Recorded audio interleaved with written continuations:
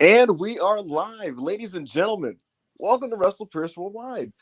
We're back at it again on a usual Monday, slightly early start time, because we have a super stacked show for you guys tonight, talking about all the really fun wrestling of the weekend, Money in the Bank weekend, NXT Heatwave. We're going to talk a little bit about the G1 Climax lineups, which are finalized now, and if we can, preview Marigold, Summer Destiny, and Noah Destination. But first, I'm your host, Ibu of WrestlePurists. And I'm joined as usual by my two co-hosts, one of them being my new co-host on her week 2, Anna and Monty. Hello. So guys, make sure to like the video, comment, and subscribe. Send us super chats. Give us your opinions on all the fun wrestling that's happened over the last week. Maybe some questions you have that are pressing, theories, so on and so forth. Again, make sure to like, comment, subscribe. It's how we pay the bills around here. And I'm going to immediately pass it over to Anna, who is currently running on, I want to say, maybe 40 minutes of sleep. Just the absolute best. Just the absolute best. Made the town, made it on time, did everything I asked of her when it comes to watching the shows beforehand. Anna, how are you today? I'm very good. Like Ibu said, guys, I'm very slow today. It was my birthday weekend, so I celebrated like way too much. And yeah, I'm running, I think, on like 4 hours of sleep. So, but I'm here. I watched everything. I'm ready to talk about it. Just don't mind if I'm like a bit slow today. But hi, yes, good to be back. Anna malfunctioned backstage at one point. Like, I forgot what she said something or I said something, and I was like, huh? And she was like, huh? And I was like, what? And she's like, huh? And I was like, okay, are we both stoned right now? Like, what's going on? But yeah, we're happy you're here, Anna. Monty, sitting in a passenger chair for the second straight week, man. How you feeling? I'm good, man. Ready to have a good week. Monday, Yeah. good vibes, good Mhm. weekend of good weekend of wrestling, you know, and we got some good stuff to get into. So yeah, man, here for it. We absolutely do have some good stuff to get into. Hilariously, this is branded as the early start time worldwide, and like it's technically only 7 minutes earlier than what the time we're supposed to start every week, but we never do start at 6. We always start at like 6:20. But I'll take it, man. I'll take it. Any extra time is good with us. So let's get right into it. Let's get right into our super chats because we already have a bunch built up. 10 super chats before we even went live. So you guys are great. Keep them coming. Let's fire away. Let's start with the first one, Monty. Bluey, 100 rupees, appreciate it. The build to Cody versus Bloodline stuff has been tremendous and more than SummerSlam worthy, but cognitive, Ibu, help me out here. Dissonance, as I don't respect Solo as a wrestler. Dissonance. Yeah. Explain that one to me. Go on. Well, there's just it's literally just like there's a disconnect between what you're being seen and what you believe in, and you know what I mean. And I mean, Anna, is Bluey wrong at this point? Like, I enjoy this like Cody and the gang fighting the Bloodline thing, but Solo Sikoa, man, it's like, he's not him. I'm sorry, like he's simply not him. He doesn't have the dog in him. You know what I mean? Like he's not. They tried to make him look so dangerous, and it's not believable. Like, he just looks goofy. He looks like a kid playing dress up, you know? Like, yeah. The Toronto crowd was like trolling him, you know, with the like "fuck you, Solo" and all. It's just like, yeah, it's like a guy pretending to be Samoa Joe or something. I don't know. It's just I'm not afraid of him. Mm-hmm. I kind of laugh when he puts like that like necklace thing on. And Jacob the lay.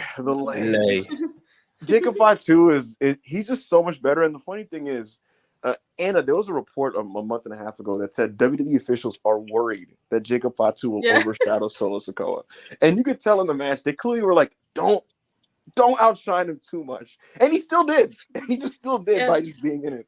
But honestly, he just has like the energy, you know, like just the fact like when he's standing next to Solo, you already feel like, oh, that's the guy. Like if you don't know WWE, if you never watched before, and you see them standing together, who you're gonna think is like the guy to be afraid of, not Solo. Yeah, so 100%. I do like the storyline. I think the match, we're gonna talk more about it, I guess, but the match at Money in the Bank, I think was pretty fun. I like the build up. I've seen the segments, but yeah, Cody Solo is not a SummerSlam match for me. It's not at all. Not at all. Thank you, Bluey. Darren Walker. Go ahead, Monty. Sorry. Darren Walker, £2. Who's ready for Ethan Page NXT 2.0 era? Ethan Page, man, good for him. I was talking, Monty. We just did this yesterday. Yesterday, we're on air with AO, and I was saying, I think the reason he was talking shit about AEW this week is because he's going to win a championship. That's clearly why he. Yeah, like he clearly was. Wait. I don't know. What was you disagreed with me, right? No, I was adamantly. I basically said it was impossible. Yeah, and I took a stand. I said no. Ethan Page is winning this match because here's the thing. I knew it. I'm like, Trick Williams is going to lose his belt because it's a multi-man, and they're not going to pin him clean. But it's in Canada, and Ethan Page has been talking so much shit all week. He was talking like a man that had a new girlfriend, you know? And I was just like, all right, like something's happening here. Clearly Sean was like, you're winning the belt. And he was like, NXT good, AEW bad. Like, so yeah, good for him, I guess. Bluey, 100 rupees. Appreciate you again. Cody and Gunther should have great reigns that don't end by cashing. Tying Rollins back with Punk was great writing. Hope it doesn't become a freeway. What do we think? I'll start with you, Bill. Are you gonna start with me? What do I think? You're the Punk guy, I guess. You know. Sure. Yeah, I love CM Punk. It was actually Anna that made the tweet about like Punk is at his best when like he wants to kill a man or whatever. And like he came out and it was just so electrifying. Like he comes out and he's just pounding on Drew, and you can tell he's almost about to forget that it's real. That's not real. And it's choking so him with a wire. Yeah, he's like, you know, I'll give you guys a scoop. Punk legitimately, as a shoot, doesn't enjoy Drew McIntyre's Twitter presence and antics. He's not a fan of it. But and so, you know, to me, wrestling is at its best when like the guy kind of doesn't like the other guy a little bit. And yeah, man. So I'm excited for all the Punk Drew stuff. I want to see Punk and Seth mix it up.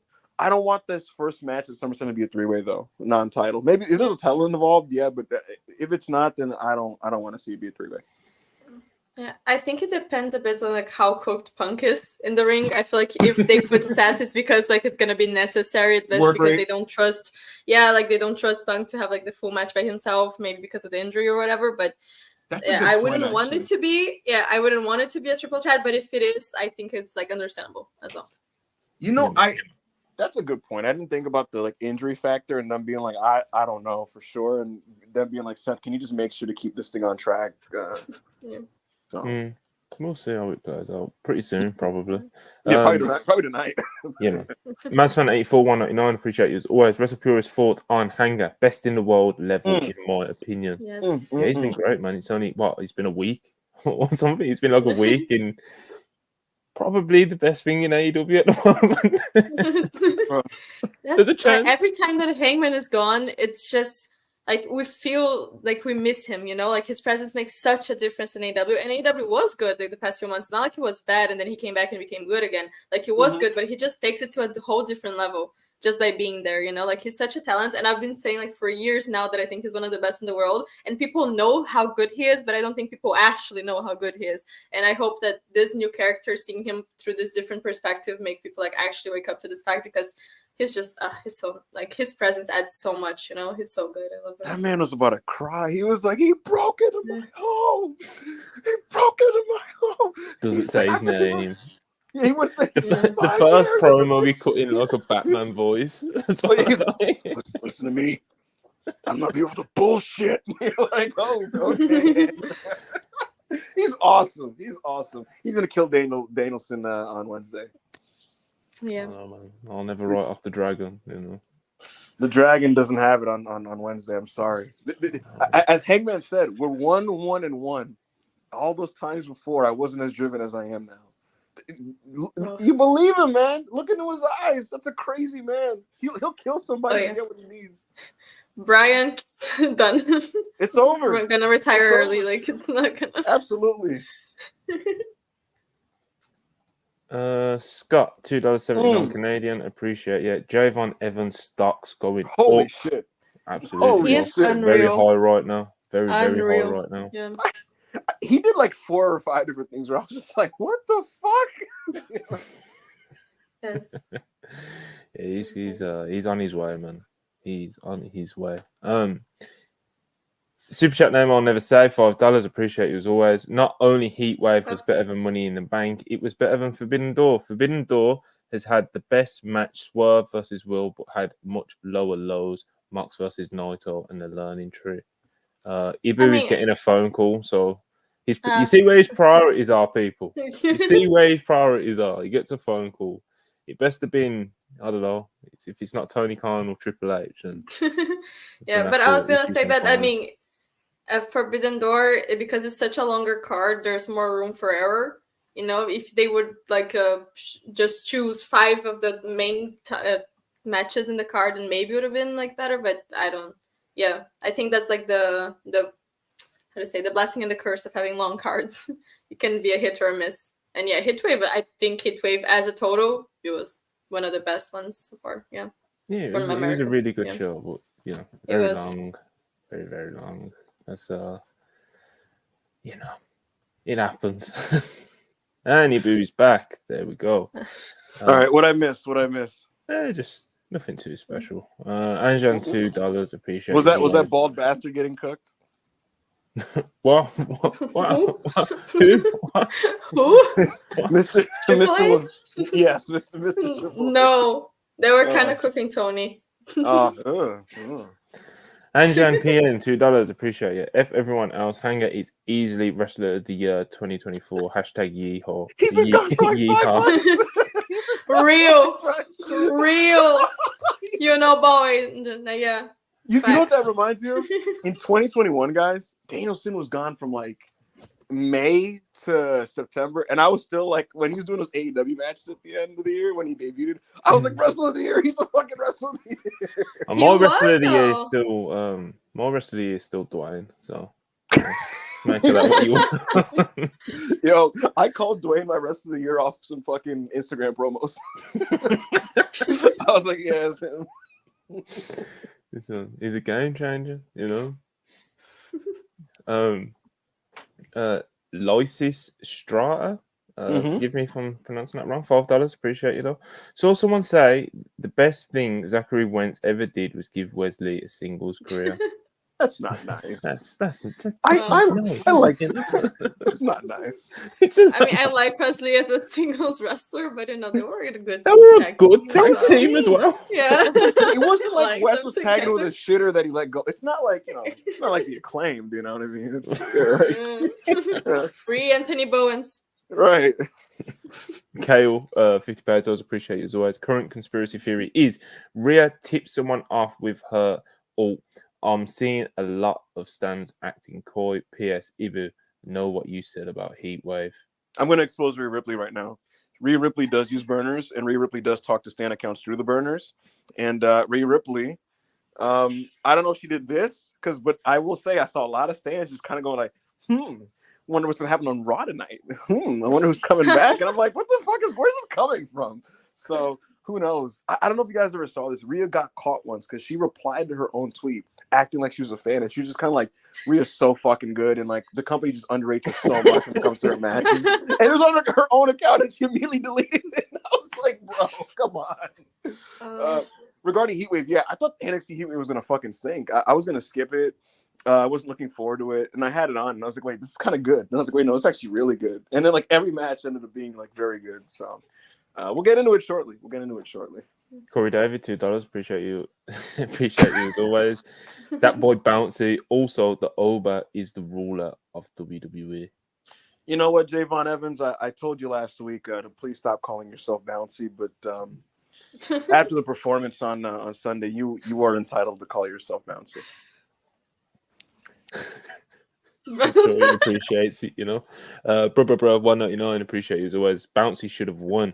Damn that dude Bouncy.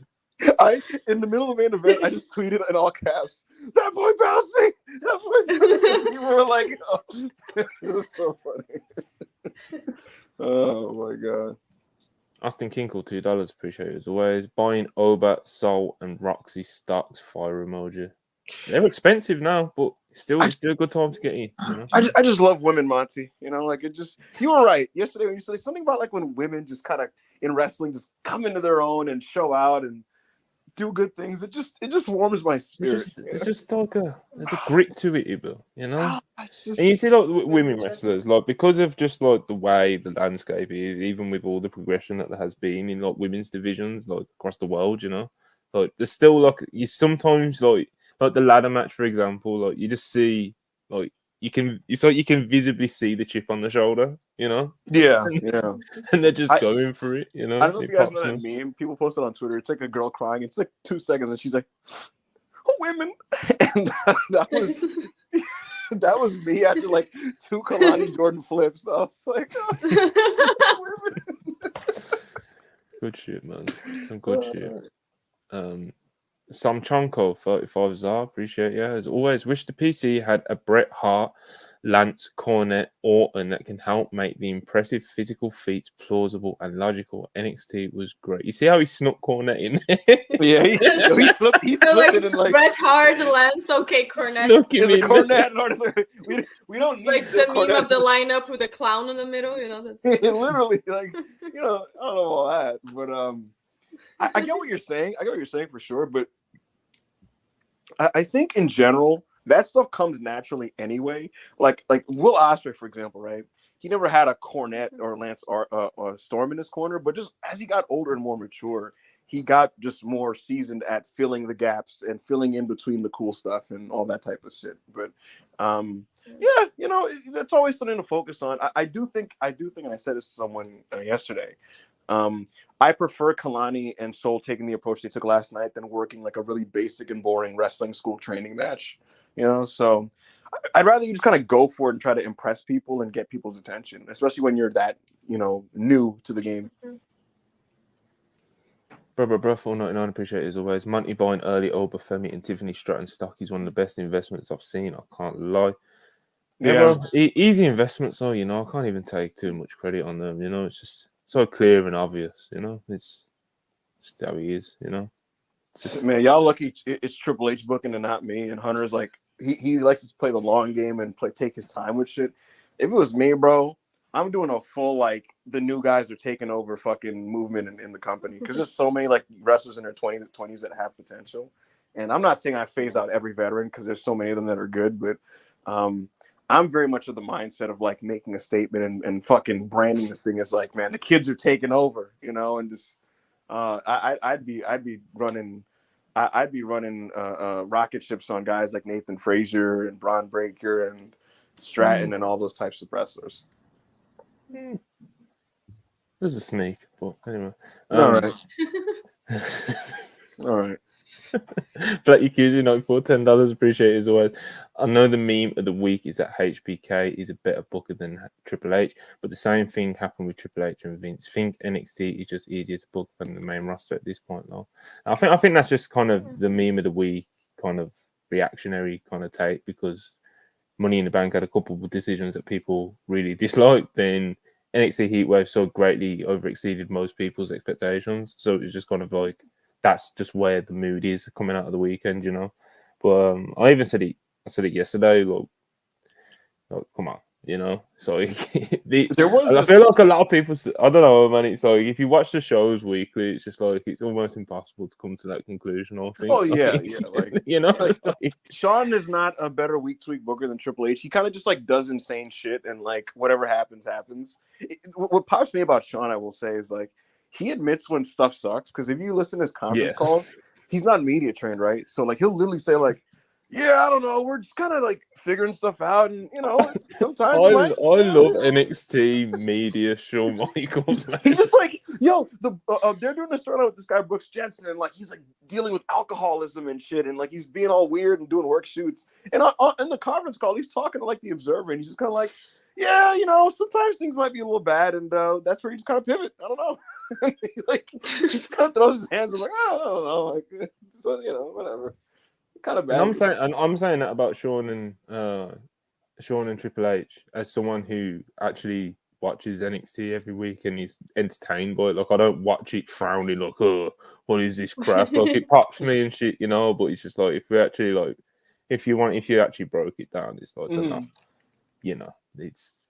I don't know. NXT is your son. NXT is your 4-year-old that like scribbled on a paper with a crayon and like he shows you the drawing and you're like, that's nice. Like I won't go that far, but you're a lot more critical of NXT than I am, Sure. Anyway, Anjan PN $2, appreciate it as always. Solo versus Cody is cinema, # my tribal chief, # and new. Don't know about all that, brother. The Bloodline stands they're starting to astroturf this opinion, Monty, where they're like, y'all not seeing the aura that Solo has right now? And it's like, no, I'm not. I'm really not. Which aura? Exactly. God bless them, If you enjoy it, you enjoy it, though, That's the beauty of wrestling, folks, Brainbuster 199. If you're Tony, Brian or Hangman? That's such a hard decision. Yeah. I feel like it's such a unique situation that they're in, because like no matter who wins, all the fans are gonna be like happy. I guess most people are gonna be happy no matter who wins. And if both of them go either of them go to Wembley and they get the title, everyone's also gonna be happy. So it's just like a very unique situation that at this point, I'm fine with whatever happens. I wouldn't like a triple threat could be an option, I guess. But I mean, Hangman for his whole story, I think it makes more sense. No, not if I have anything to do with it, no triple threats, freeways, all that childish bullshit. Oh yeah, don't do that. Don't do that. Yeah, I mean it could, but I still would prefer to see like Hangman completing his story. It makes more sense. But Brian having an AEW title run, I would love that so much. What? Okay, but I think the thing they just said last week, like Hangman winning at Wembley and then Brian taking it off him, yes. I think that would be like, yeah. I like that. I think Brian, he doesn't want to have a title win, but what if he just does a thing where at Wrestle Dream, it's one of those things where I want to go out on top and win a belt, and then kind of like Sting did, where you kind of like relinquish it, and so you could do a thing where he faces Hangman. I'm not opposed to that idea. Also, just to reiterate it, because I just feel like this is what I'm now hyper fixated on. I will reiterate that I now want Swerve versus Hangman at Wembley to be a exploding barbed wire match.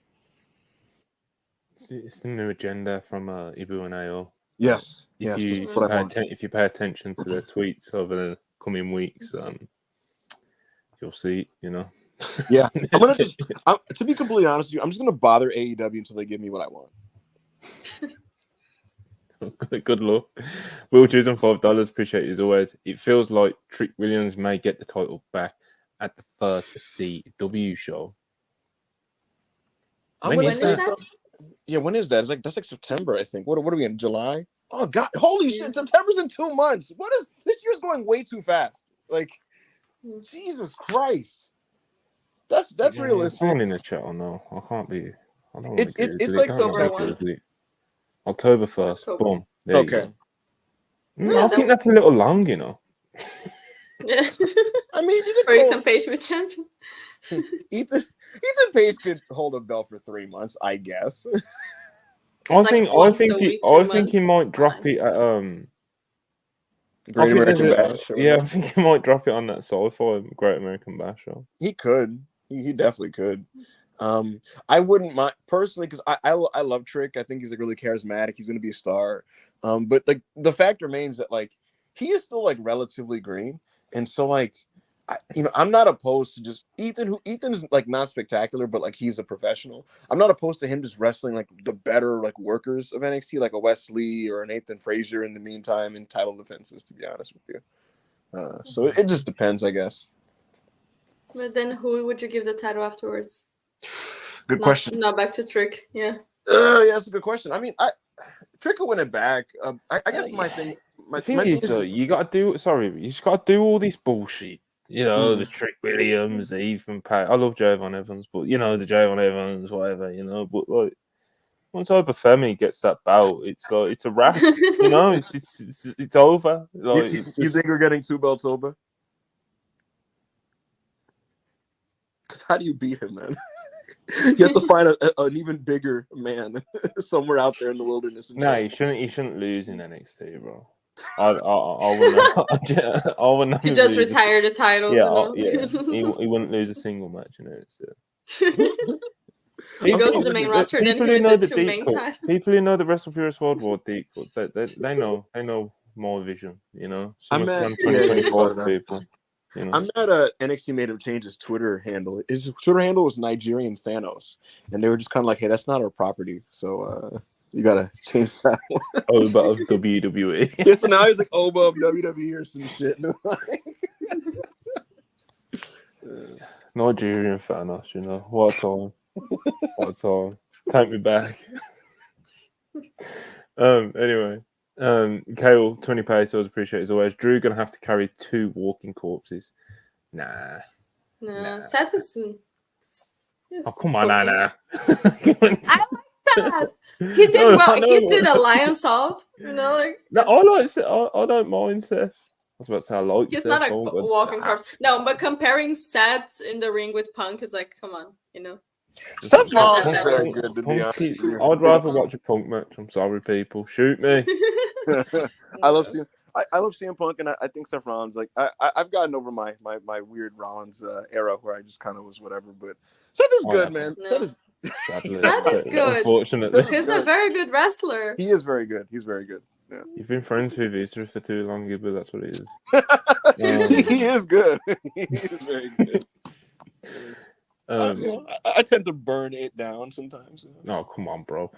Callum, £2, appreciate you as always. Man, tonight's Raw card stinks. It's not particularly stacked, but they've got 3 hours to fill and haven't announced too much. Yeah, so. I wouldn't be surprised if the rundown comes and like there's 2 matches out of nowhere on there. They're like, like he'll do like they'll throw like an extra work rate and thing and something. So we'll see. There's one match very specifically that like fucking sucks, and it's of course it involves Carlito, Miz, and R-Truth, and I don't know who that is for. So, Marcus, part of the fam, part of the Dynamite Review 199. He says we hog tying that fucking vegan on Wednesday. Brian is Listen, over.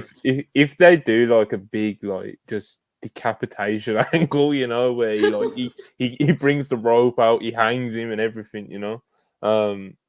That Dynamite Review, Marcus, AO, Charlie, if they're all, you know, if they all can make it, will be it could be an all-timer, you know. Yeah. That yeah.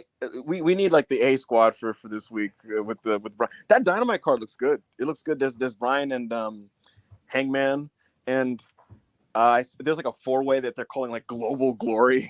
So it's so also gonna joke. It's so indie promoter or something. Like it's like a very Mania Weekend indie promoter tagline. Like, you know, but it looks like a good show. And yeah, man. Is Mariah and Willow this week or? I don't know. Someone in the chat will probably let us know. I don't. Yeah, Willow versus think Mariah. so. It's funny. I called the show stacked, and I said I'd purely off the back of Danielson and Hangman. I'm like, we're stacked. Let's go. Like, let's go. Honestly, just that match is enough. Exactly what I'm saying. Like it's like I'm like stacked. Let's go. Do you remember Winter is coming? Like, come on. That's what I'm saying. Fire. Go 50 minutes. Nah. Thank you. Thanks, Marcus.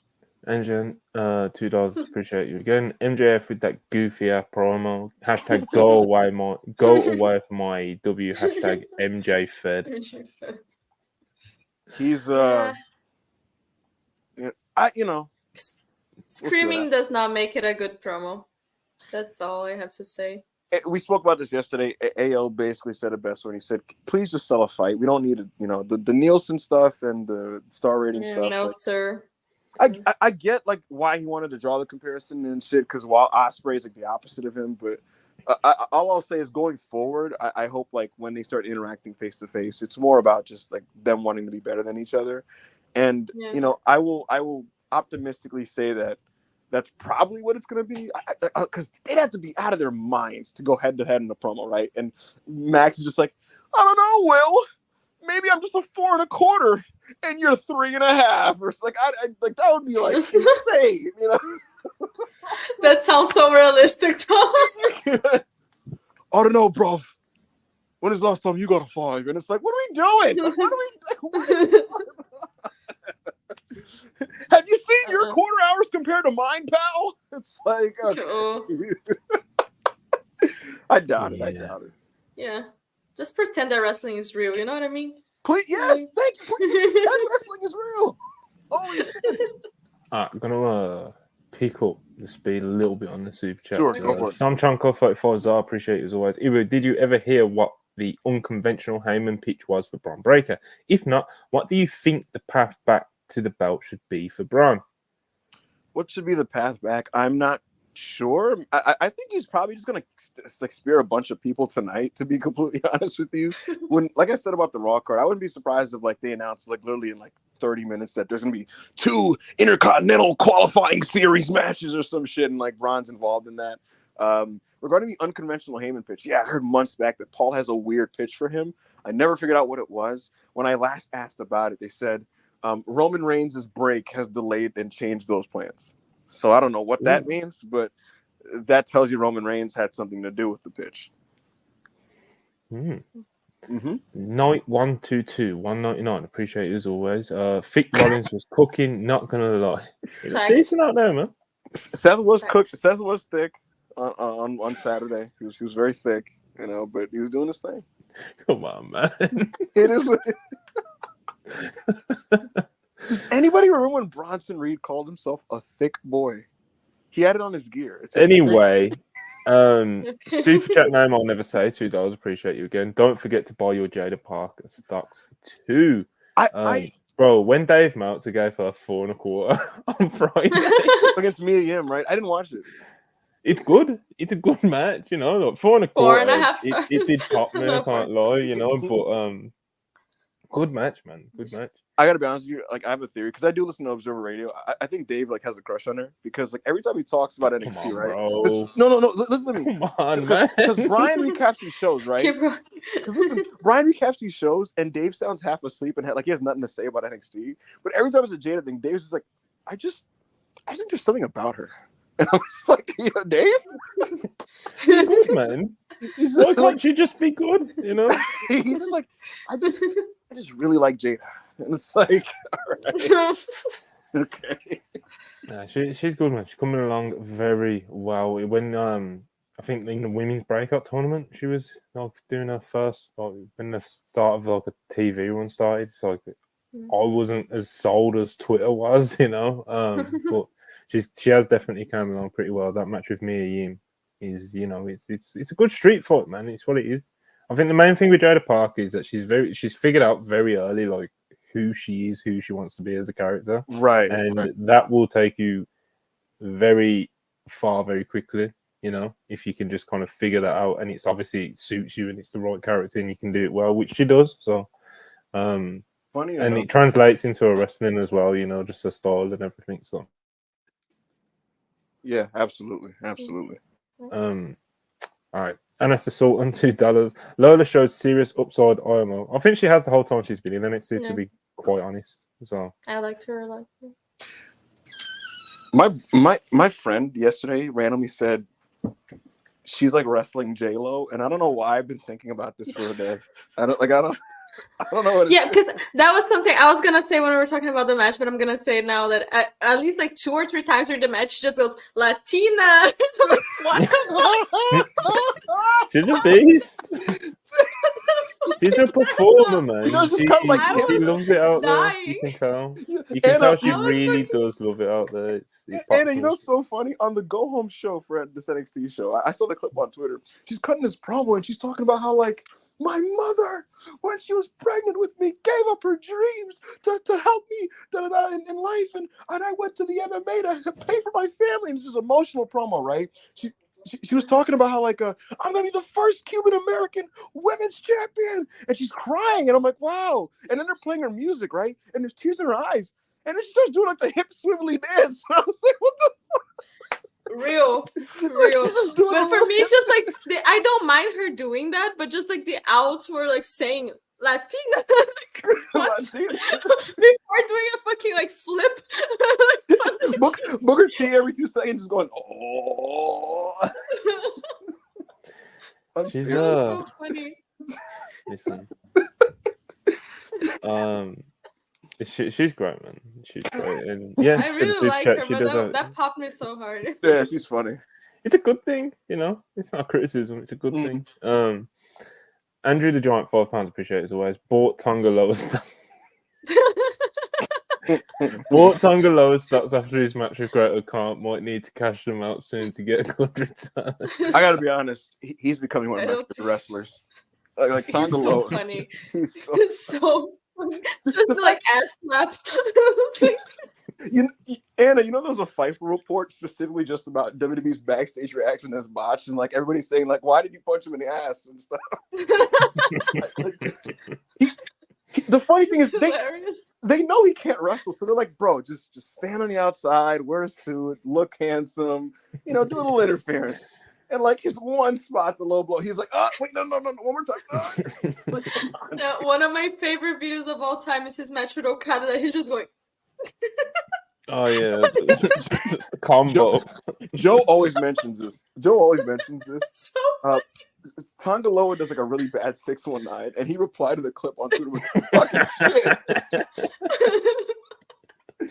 Oh my god. We need more wrestlers that can just kind of laugh at themselves. You know what I need, Monty? I need in SummerSlam. I need him to like run from the ramp for some interference spot, and I gotta be honest, I need him to trip. Like I just need him to like. I need a series from wrestlers watching their shittiest matches and just being like chill and cool about it, you know, like, oh, what the fuck was we thinking of and shit, you know? Like, the thing is, because this is just how the company goes, you realize that if Tonga Loa botches like 2 more times, they're gonna officially be like, all right, you're now like a comedy character. Like we're gonna now like just point this out on TV. Top Dollar had that like botched tope, and that became his gimmick. So. Dragon Master Adam, £5, appreciate it as always. At the end of Dynamite, Danielson is going to be a bloody mess, unable to stand, and Nigel is finally going to take his shot. Oh, that would pop me. I can't lie. that would be so good though. Nigel's like one of my favorite people in AEW. Like the whole promotion, you know. On Joe Holbert's channel like a month ago, maybe a month and a half, my fantasy booking was that Nigel is so consumed with rage that Danielson's going to potentially live out his dream at Wembley that he screws him, because it's just like, dude, we were on the same level, and just because I was honest in my physical and you were not, you went to the big company, you lived your dreams, you won world titles, you're a superstar, and I literally had to sit here retired and watch your whole career from the sidelines. And he could maybe do a thing where it's like, so no, go fuck yourself. I'm going to steal your dream, and I'm also going to announce that I'm cleared and I want to fight you. So we'll see what they end up doing, but I think Nigel Danielson is possible for Wembley. And if it is possible, I think it could be quite an emotional storyline. Darren Walker, £2. Appreciate it as always. Double J babyface promo was great in the last 7 days. Yeah, man. Agreed. Karthik, 100 rupees. Appreciate you. The discourse about the men's Money in the Bank, pretty Vince pilled nonsense. It's an albatross with Cody and Gunther as champs. Using it to set up Punk Seth was inspired. I mean, you know, it's. I don't think I'm not that strong on it. Yeah, I'm with you. We'll see both sides to it. I see both sides. I don't know if I would go as far as to say inspired. I get why some people would say, well, you know, Cody and Gunther are gonna hold those belts to Mania, so there's no point. But at the same time, you did a whole pay-per-view about the stipulation, and I just saw 6 men kill each other in a ladder match just for it to not mean anything in a few hours. So it's just kind of tough. But yeah, you know, I get it, I guess. Made sense for me. Yeah, I don't feel like it was what I was expecting. So I was just not surprised at all when it happened. I was like, yeah. Yeah, and like when Drew won, it was obviously like, all right, so Punk's gonna like ruin this for him. Like he's gonna. Yeah. The big man, Jeremy Ross, head writer of WrestlePurists, £5. Much love. About to reveal D'Amico Fatu to the world. Bloodline stands about to get dangerous. Are you aware of this man, Eva? What was Rikishi doing from 1985 to 1985? Like, having fun, as he should. Like, he just like this guy was just enjoying himself. He was but this is Eva. Okay. We might be onto something. You know? I saw his look, and it was promising. You know, I was like, all right. But Mike, like, just like Rikishi, like, what the hell, dude? Like, just... you know, I'm getting him on screen. Sure, go for it. I'm fucking putting him on screen. One sec. Make sure no. I don't out myself. Out yourself. Boom. Look at this. That's a man you can buy stocks in, you know. I guess he's like the Usos. Like his face is very much like the Usos. If he was like a lot bigger, if they were a mix of Jacob Fatu, you know what I mean? He looks like steroid Jimmy Uso. Like, yeah, he looks like Jimmy Uso on steroids. Those are some strong genes, let me tell you. Those are some strong genes. Good for him. He'll probably be in WWE in like a year, you know. The live chat talking about Rikishi, just filthy animals in our live chat. Let me see what they're saying. Let me see what these guys are saying. Don't read them. This is a family show. Kaden, another part of the family, 199. Anna, how was the Era's tour? How was it, Anna? It was very fun. Yeah, I went for my birthday. It was really fun. I'm not gonna, talk about the concert here. Let's keep going. But it was a great time. Yes, recommend. Awesome stuff. Thank you for asking. Matsfan84 199, appreciate it as always. I need more Marco Stunt squashes. Book him and soup. Nah, man, you can't do more. Like, it worked for what it was last night, you know. No, not last night, Saturday. You know, like Jack Perry, like it. You know, it kind of. It makes sense with the lore. Yeah, if you trot him out like once a month or whatever for the the heel that you're trying to get over to squash, it's just kind of like I don't know. It worked for what it was. We ain't gotta do all that. I don't think.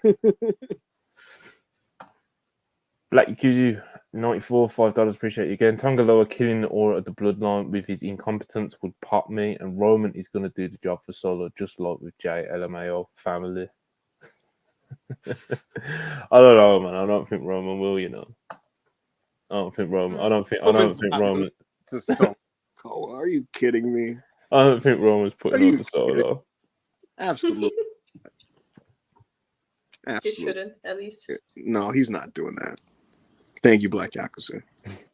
Dan V 999 appreciate you as always. The cash-in as a concept is a bit dumb. This has never happened, but all the champ has to do is a low blow when getting cashed in on one-on-one. The champ gets disqualified and retains the title. The thing is, usually when the cash-ins happen, it's usually when the champion is in a compromised position where they're incapable of performing the low blow. If a guy's on his back dying, he's not gonna pop and be like, "Here, nut shot," So that's just never, you know what I mean. So that's kind of how that offsets that thing. All right, Ibu. Are we done? Wheel. Yeah. Awesome. So just some quick notes on Money in the Bank coming out of the show. Damian Priest is allegedly okay. WWE claims he just forgot to kick out when it came to that botch there. If you want to believe that or not, that's up to you. Normally in WWE, their philosophy is you do have to call it like a shoot. Referees do normally that referee would have to count the 3, and that would have just been the finish. But he was in a uniquely tough position because Drew McIntyre had to do his angle with CM Punk. And WWE claimed to Fightful essentially that, had they given Seth the belt and then Drew cashed in, it would have been a 1-on-1. But it needed to be a 3-way match for it to be no DQ to then allow Punk to interfere. So it's a very complex, specific situation to where they kind of had to just kayfabe it there, even though Priest didn't kick out. WWE claims to Fightful that he's okay. So that's kind of the note on that. People were happy with Chelsea Green. She pops the office. So that's kind of a little bit of a note there. It does look like Solo Sikoa is in full swing facing Cody Rhodes at SummerSlam, unfortunately. And there's a lot of whispers of Rhea Ripley coming back soon. So keep an eye out of that. But before we get to NXT Heatwave, I do want to get your broad thoughts on Money in the Bank, Anna. What stood out to you? The women's match, I feel like, is definitely the high point of the show for me. It was just women trying to kill each other. Yeah. And there are some spots that they didn't get perfectly that I just thought okay, Zoe Stark will never be able to walk again.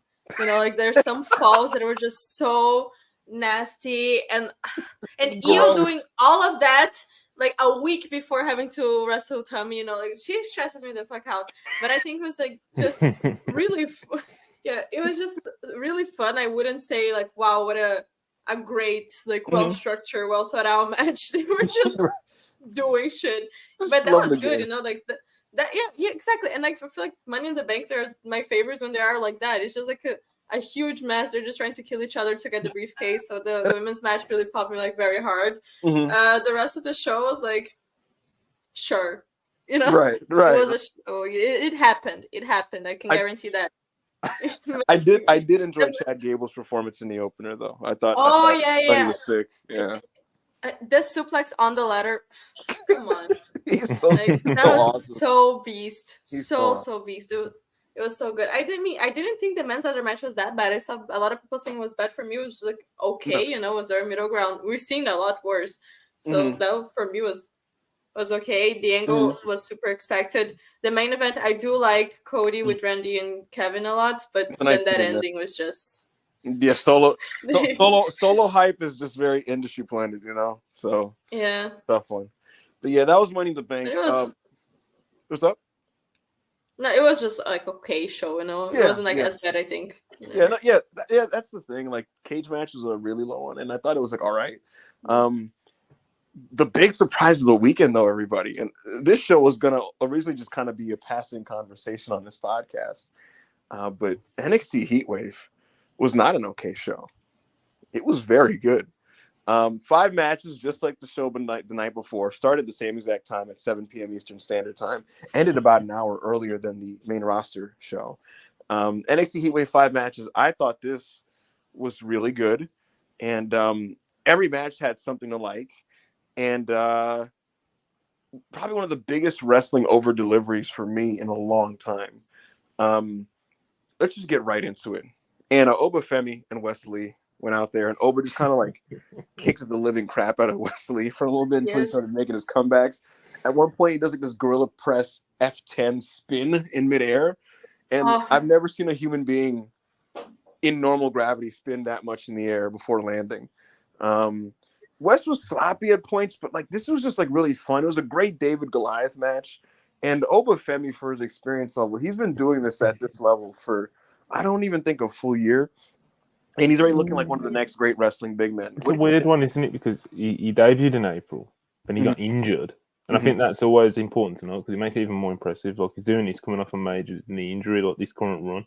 You know, the NXT men's breakout tournament into the title reign, into what we're seeing now in the defenses. You know, that's the breakout tournament was like October or something.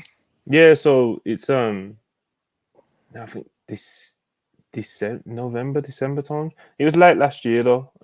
But yeah, he made his debut April 2024. Got injured for like I said, significant knee injury. I think it was ACL. I think. I want to say it was ACL. And then came back for the breakout tournament, and the rest is history. But absolutely, he retains his NXT North American Championship here against Wesley. The stipulation was if West loses, he could never challenge for this belt ever again, and so I guess he can never challenge for the belt ever again because Oba Femi did not lose to Wesley. He won here. He did a sit out like Liger bomb. And it's just like, man, the stuff this guy pulls off is just ridiculous.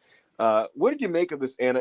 And I'm sure you're not like super like tapped in on NXT. So I want your perspective also in the sense of like, what are the impressions you're getting from like these roster members? Like, what did you make of Oba Femi here, and what did you think of this opener? Yeah, that was the first full Oba Femi match I ever watched. I've seen like clips of him before, but I never watched like a full match. And he's so good. I knew that he was good from the clips, but I thought, oh, he can do cool moves. That's it. Like, no, he's actually like a smart wrestler as well. Like he knows what he's doing. And I think that the fact someone said he has 41 matches is just so impressive. And Wesley, I always liked him so much. I think he's just amazing, very underrated as well. His title reign as North American, from what I saw, I really liked everything that he did.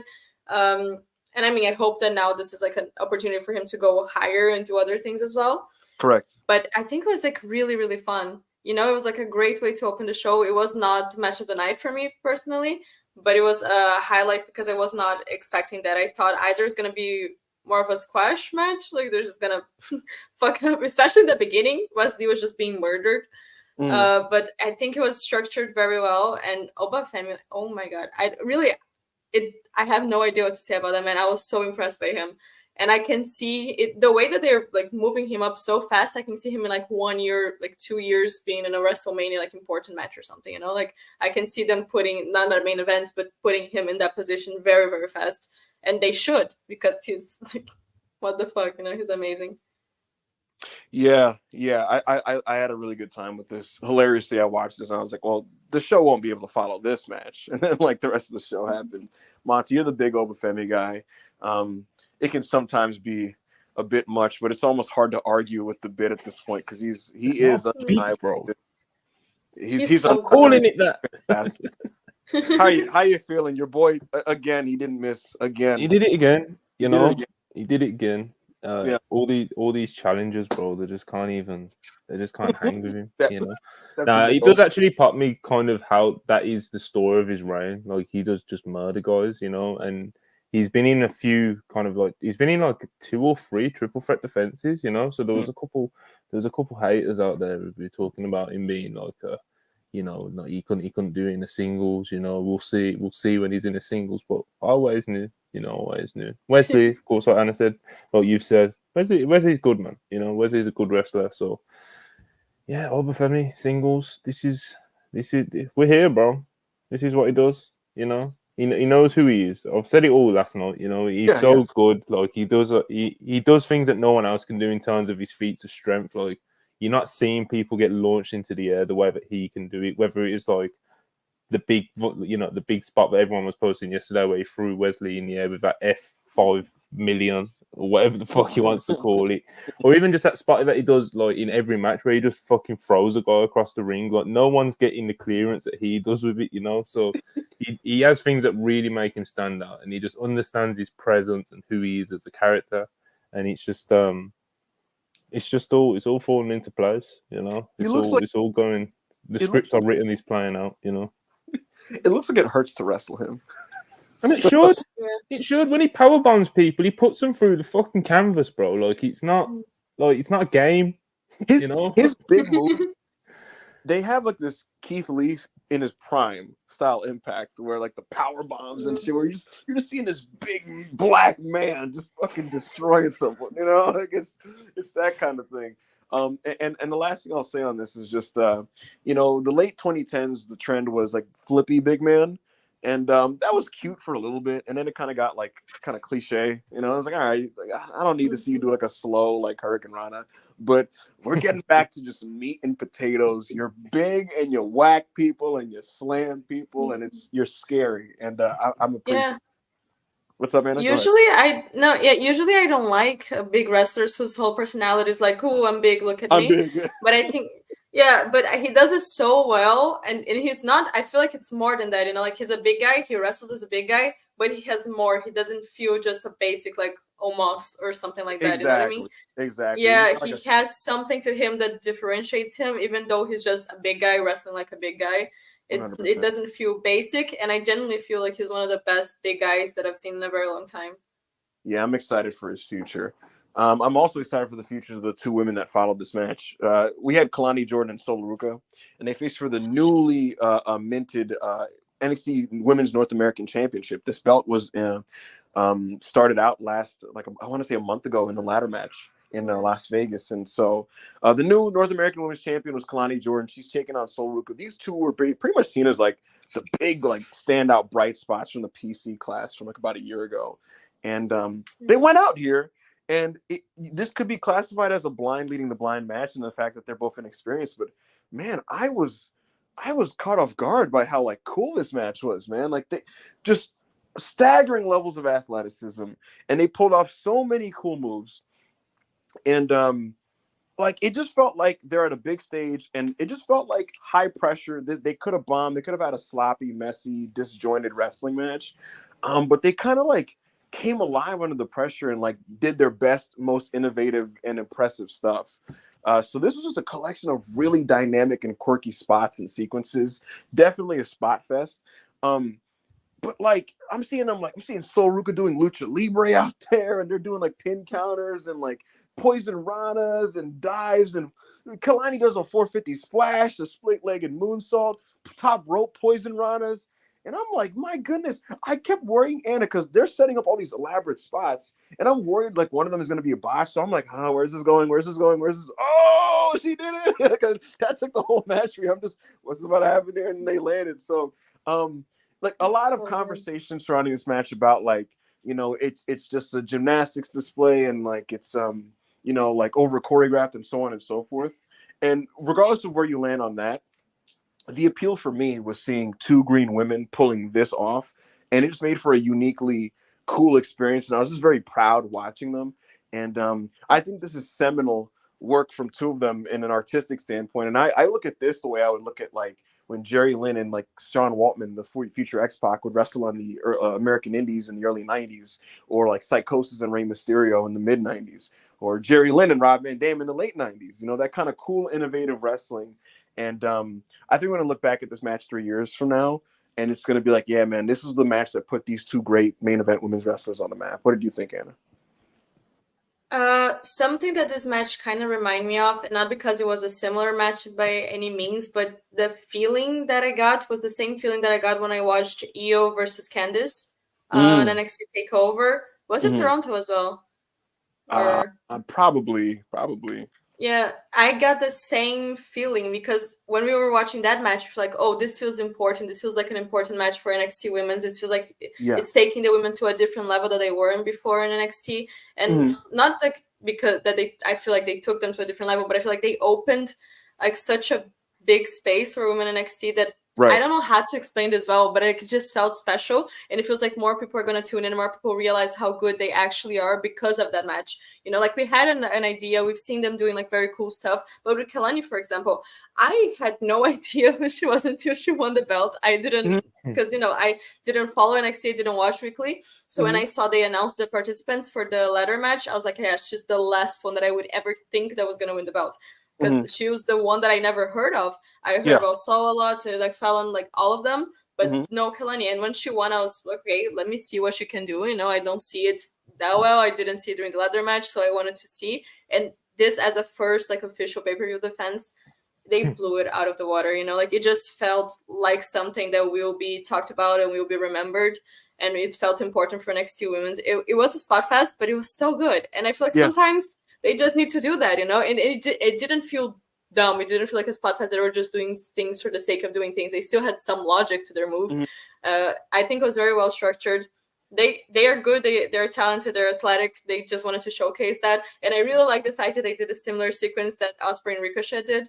Yeah. So it's a very the influence is very nice to see. They are students. They do like seeing things and learning from them. I feel like that's something that really sets them apart, and you could feel while we were watching their match. They have references. They're not just learning from the PC. They actually it felt like they're branching really out. working hard to branching out. That they're not just college athletes that became wrestlers. That they are now wrestlers. You know what I mean? It felt like something that really I agree, and Kalani actually is on record pretty much saying I watch Rob Van Dam and Ricochet and people like that sometimes to just get inspiration for stuff. And I think the other cool thing about this is the fact of the matter is, and this style is pretty common for your rank and file men's mid card wrestler anywhere in the world, but especially in WWE, they don't really let women work this style, and also they don't they don't have that many blow away female athletes who could pull it off at a high level, in my opinion. So they finally have some in the PC, and they said, you know what,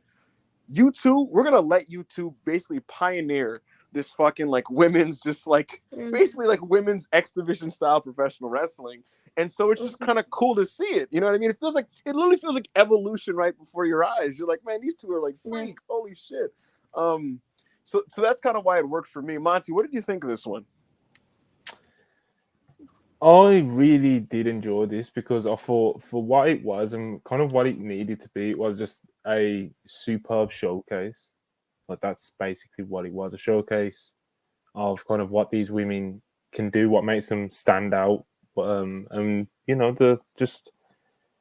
was just really promising to see, and like you said, there's all these different little elements to it. It's it's not the type of match that you'd expect to see in WWE, and kind of there was different ways it could have gone. You talked on it, I think even yesterday, maybe a little bit earlier as well, where there was definitely a version of this match where it was this kind of just tried to be a professional PC with a few cute high spots here and there in throughout it, but not quite this. Whereas this was just kind of go out there, showcase your athleticism because that's what makes you special. And they both came out of it looking special.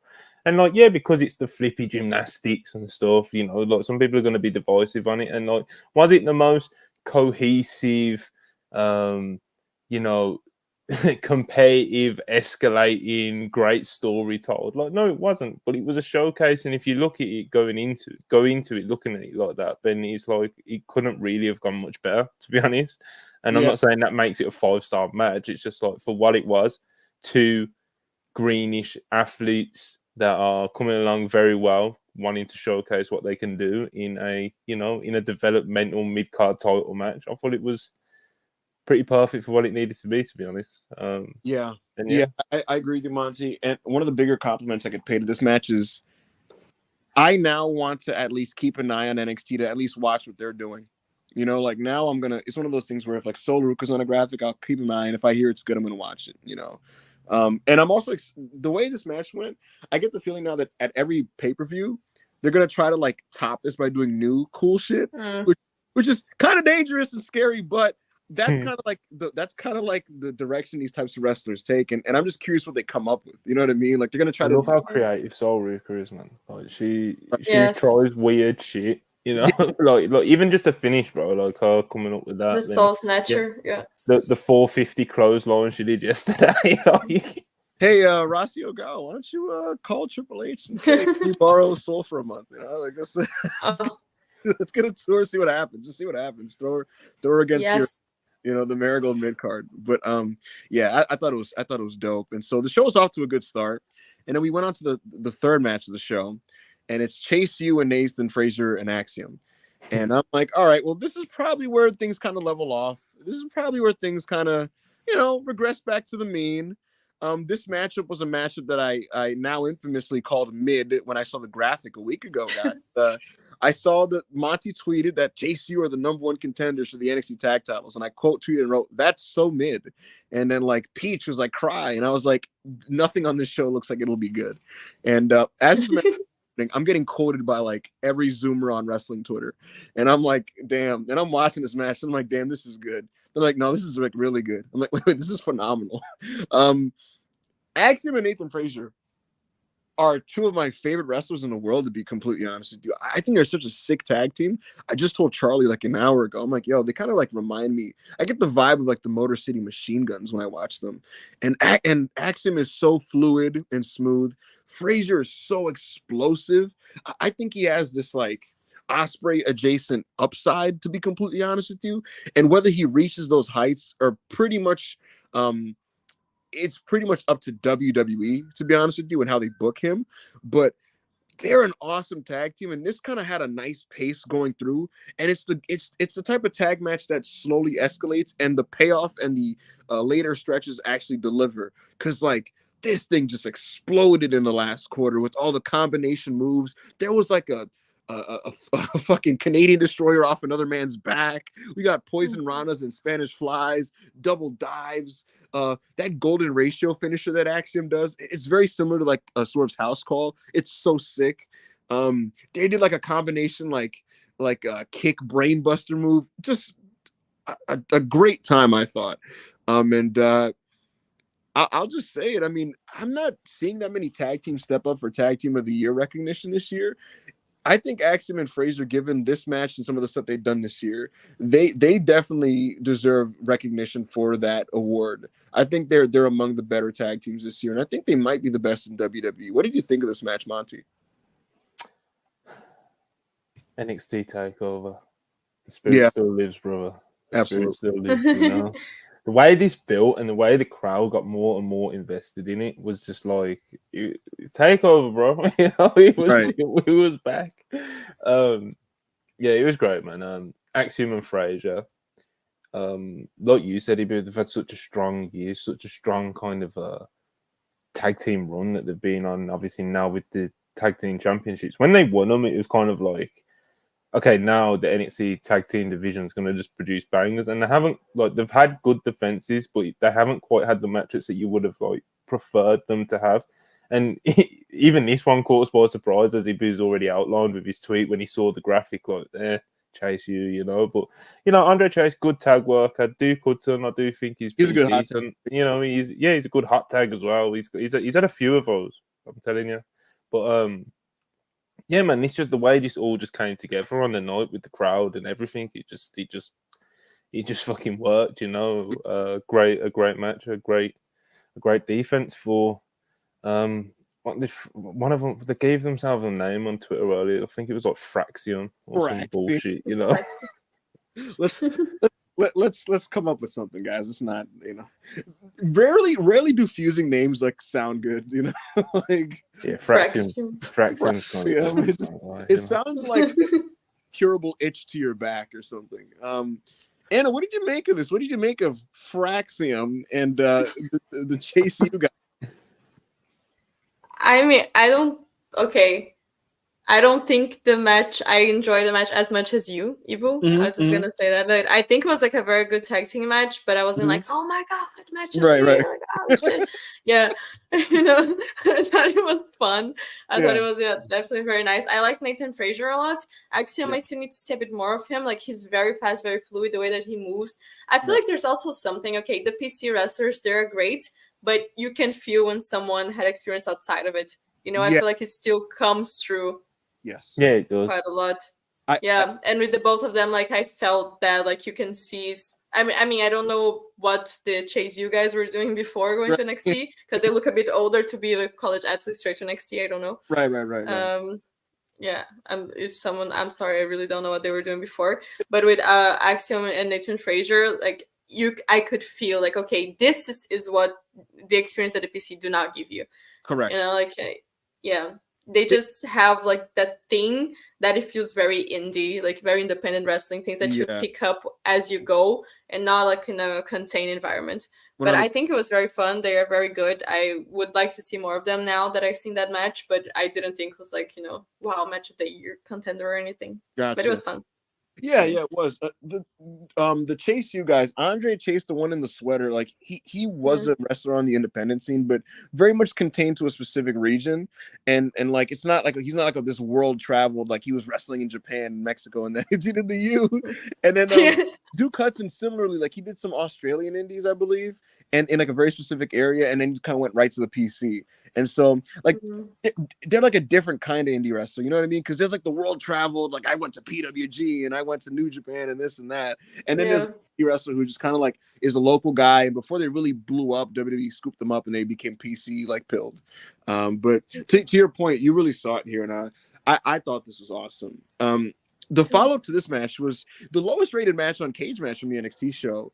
Roxanne Perez in her defending her women's championship against Lola Vice. Julia was originally rumored to do this match, but as we all know, she has a little bit of a wrist issue. That it's still kind of touch and go for her at the Saturday show. Insanely enough, but lowest rated match on Cage Match. I still thought this was like quite good, and I thought it stood out because like a lot of the other NXT matches on this show try to impress you with like the physical feats of athleticism and some of the impressive spots. This was the match where they were traditionally just kind of working. There was just more so, working for holds and working for submissions and trying to evade things. I think Roxanne is turning into a very like cerebral professional wrestler, and she kind of she's like a thinking man's wrestler in a way. She's petite, she's small, right? But like she works a style where it feels like she's better than people because she just knows how to outsmart them in like a chess match type of way. So like I said, like even though like people kind of were like, it was fine, I thought this was still like quite good. And another quality defense for Roxanne, I thought. What did you think, Anna? I really liked it a lot. I think it was one of my favorite Roxanne defenses, actually. Like, I understand why people would say it's the weakest on the show because it was definitely the match with the least like spots. Like big spots or spot fest, when you compare to any of the other matches we talked about or the main event, it was definitely the one with the least of like the crazy things happening. But I still think it's one of the best layouts of like any matches in the show. It was so smart. Everything they were doing made sense. And I think that's something that, of course, when we were watching wrestling, we have the suspension of disbelief and we just accept when things are kind of dumb and like, that doesn't really make sense. Like, sure, fine. But this match was the first time in a very long time that I saw like every move that they were doing, everything that they were doing, like they're doing this to escape this move, they're doing this to deal with that.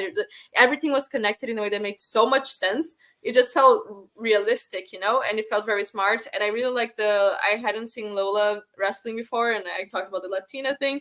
That really taught me a lot. But her kicks were very good. I was very impressed by her as well. But I think it was definitely like one of the smartest matches that I've seen in a very long time. Like every single move had a purpose. Everything that they were doing made so much sense. Yeah. And I think because of that, it ended up being one of my favorites in the show personally. I think it was just very, very smart. And I like seeing that path for Roxanne. I feel like if she approaches her matches in the future with this kind of cerebral approach, I think she has a great future, because we know she can do the moves. So that's like the one thing that I feel like can really add up to make that other level, because this is just something that guys like Kenny, Ospreay, or Brian, that you can see when they are wrestling. Everything that they do has a purpose. And I feel like that's something that if she can get that, she's going to go way higher than she already is, Yeah. Anna said, fuck all that flippy dippy spot fest bullshit earlier on the show. Give me that real Greek logical structure. Give it. This is a Bret Hart special. Roxanne, like I feel like how long has she been in NXT now? 2 years, right? I feel like the middle of her NXT run, she started to stagnate and get like bad adjacent. I won't say bad, but bad adjacent. Yeah.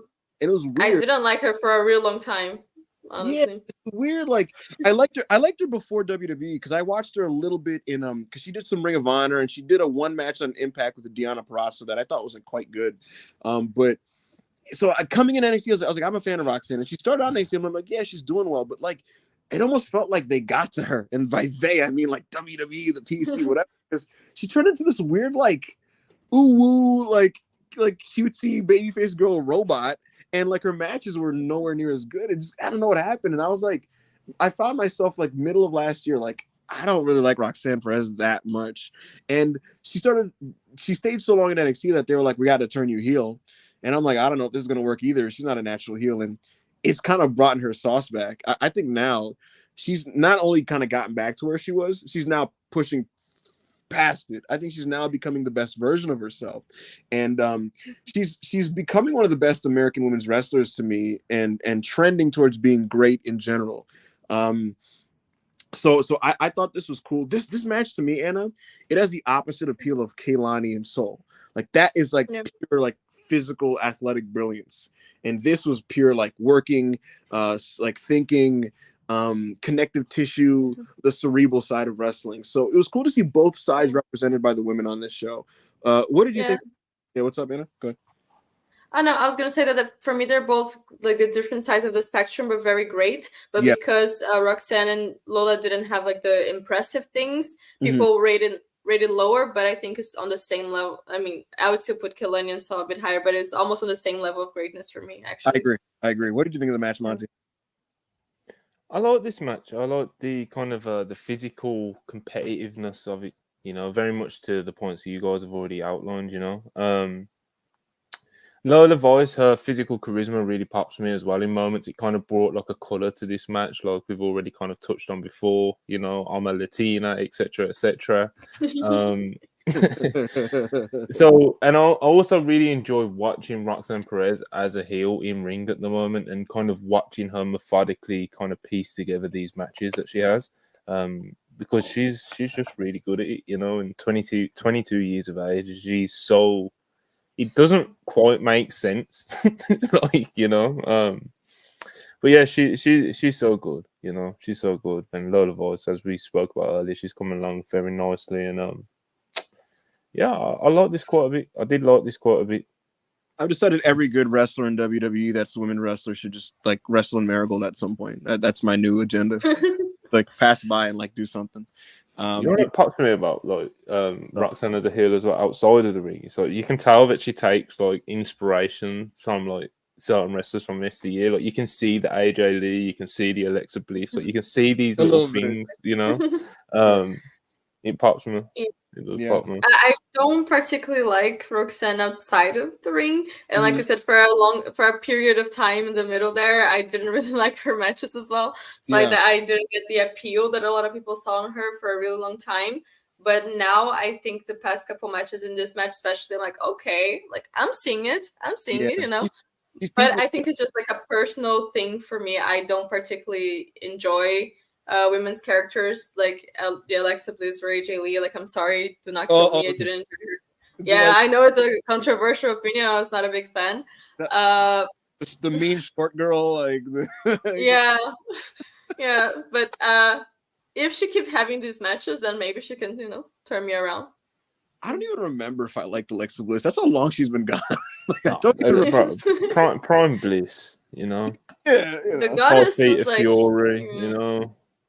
Goddess, you know. We just. But Alexa Bliss could promo and could talk, and Roxanne can't. Yeah, Roxanne's promo. Like, as much as like the things that she goes for and the inspirations that she seems to take and all that sort of stuff, like it pops me. I'm not saying that she's like a good promo all of a sudden, you know, and she's still got like I already said, she's 22 years of age, and it's just she'll be fine, you know. I think she'll be fine. But yeah, if you want someone mentioned a manager in the chat, so if you want to do that, you know, it's I don't think it would be a bad thing to do, but it's like she's in developmental, so like just let her develop, you know, like and she is, because the way that she's like kind of just dove headfirst into this heel character, and she's going with it, and that pops me like commitment, you know. It's not like she's kind of just dipping her toe in, trying, like she's fully trying to go, like, you know, mean short girl archetype we were talking about, you know. She's going full into it. So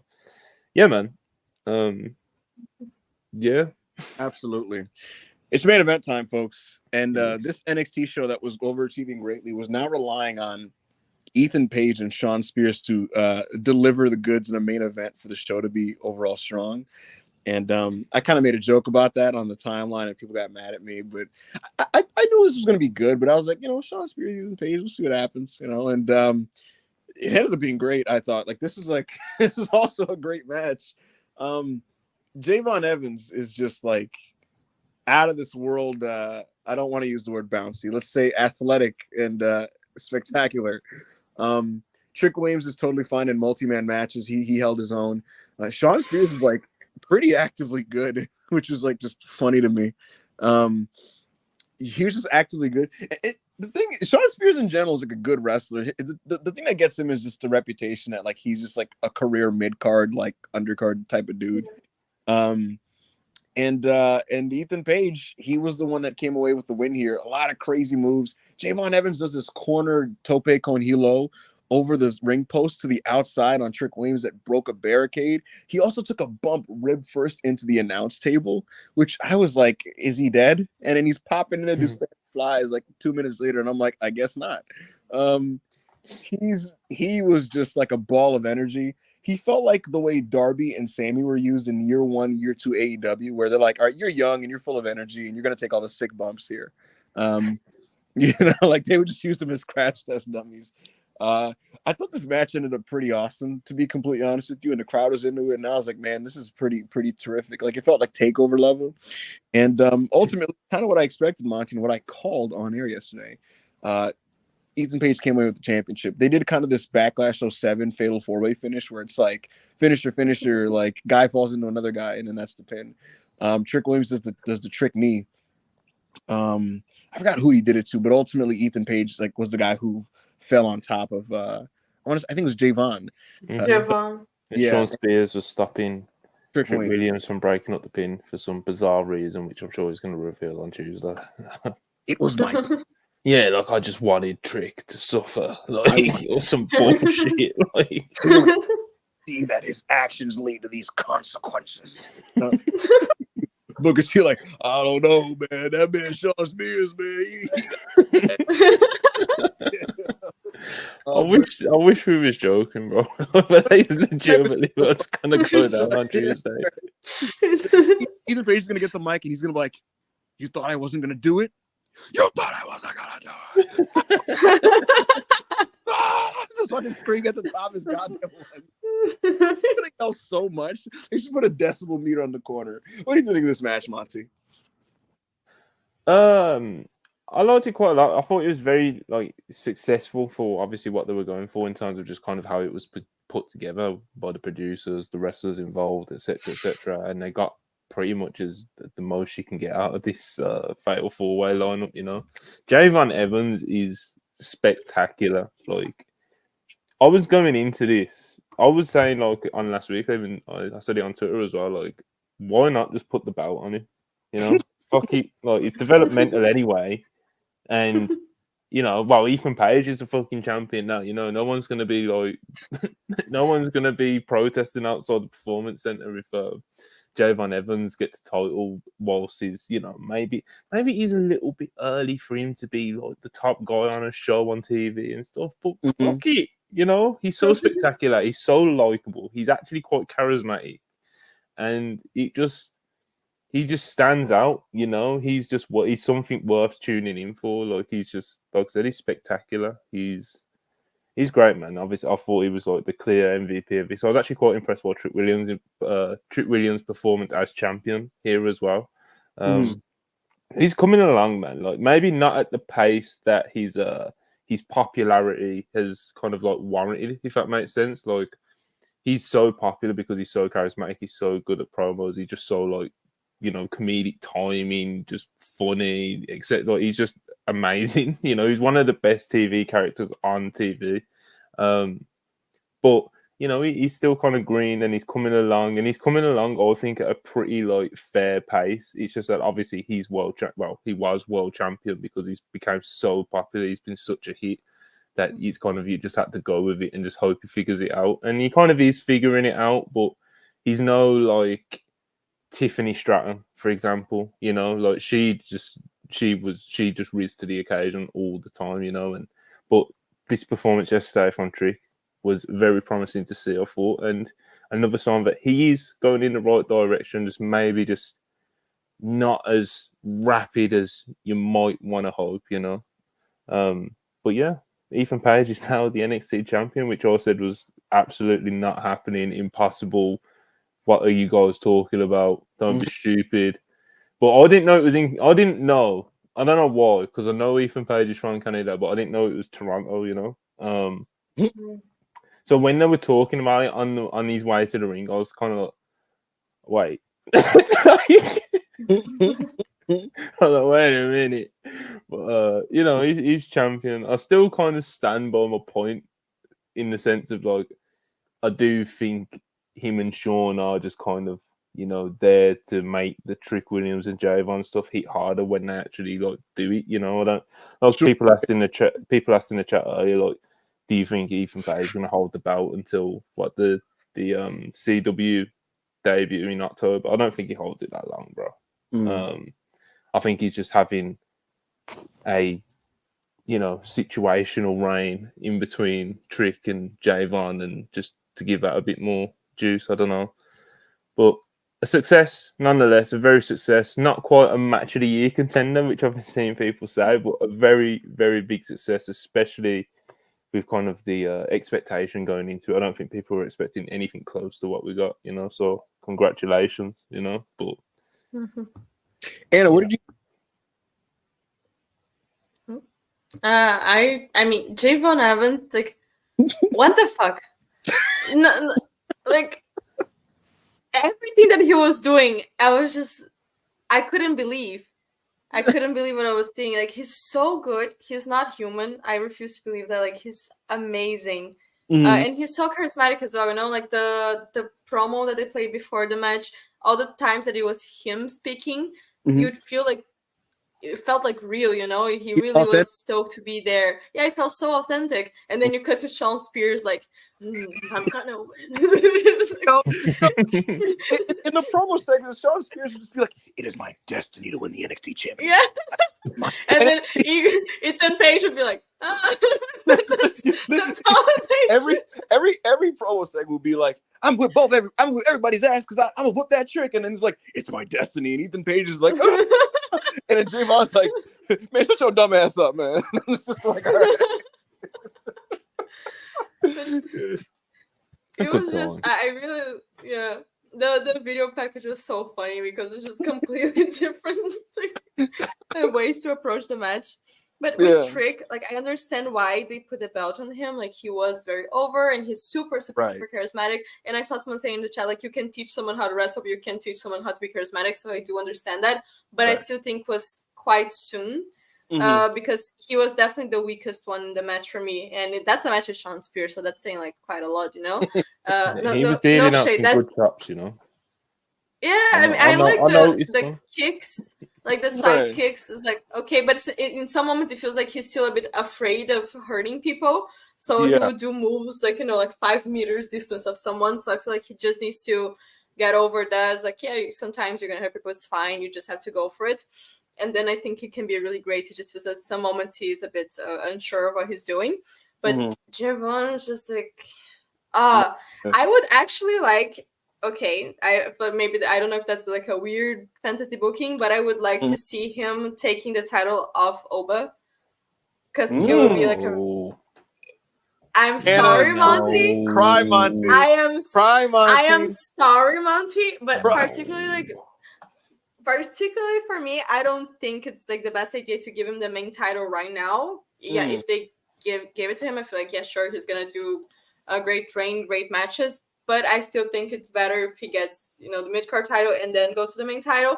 And for him to get the title off Oba, it would be like a huge moment, and it would be such a good match as well. I'm sorry, Monty, but you would go so hard. You would go so hard. And if there's anyone in that roster that I would like, and I think it should be the person to take the title off Oba when that comes to be, it's him.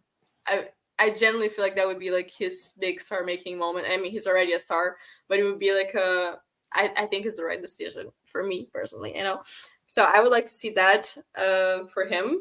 And for Ethan Page, I thought your finisher was so funny. Just him falling. And it felt like, yeah, that's how Ethan Page would win a title, like that adds up. That makes sense.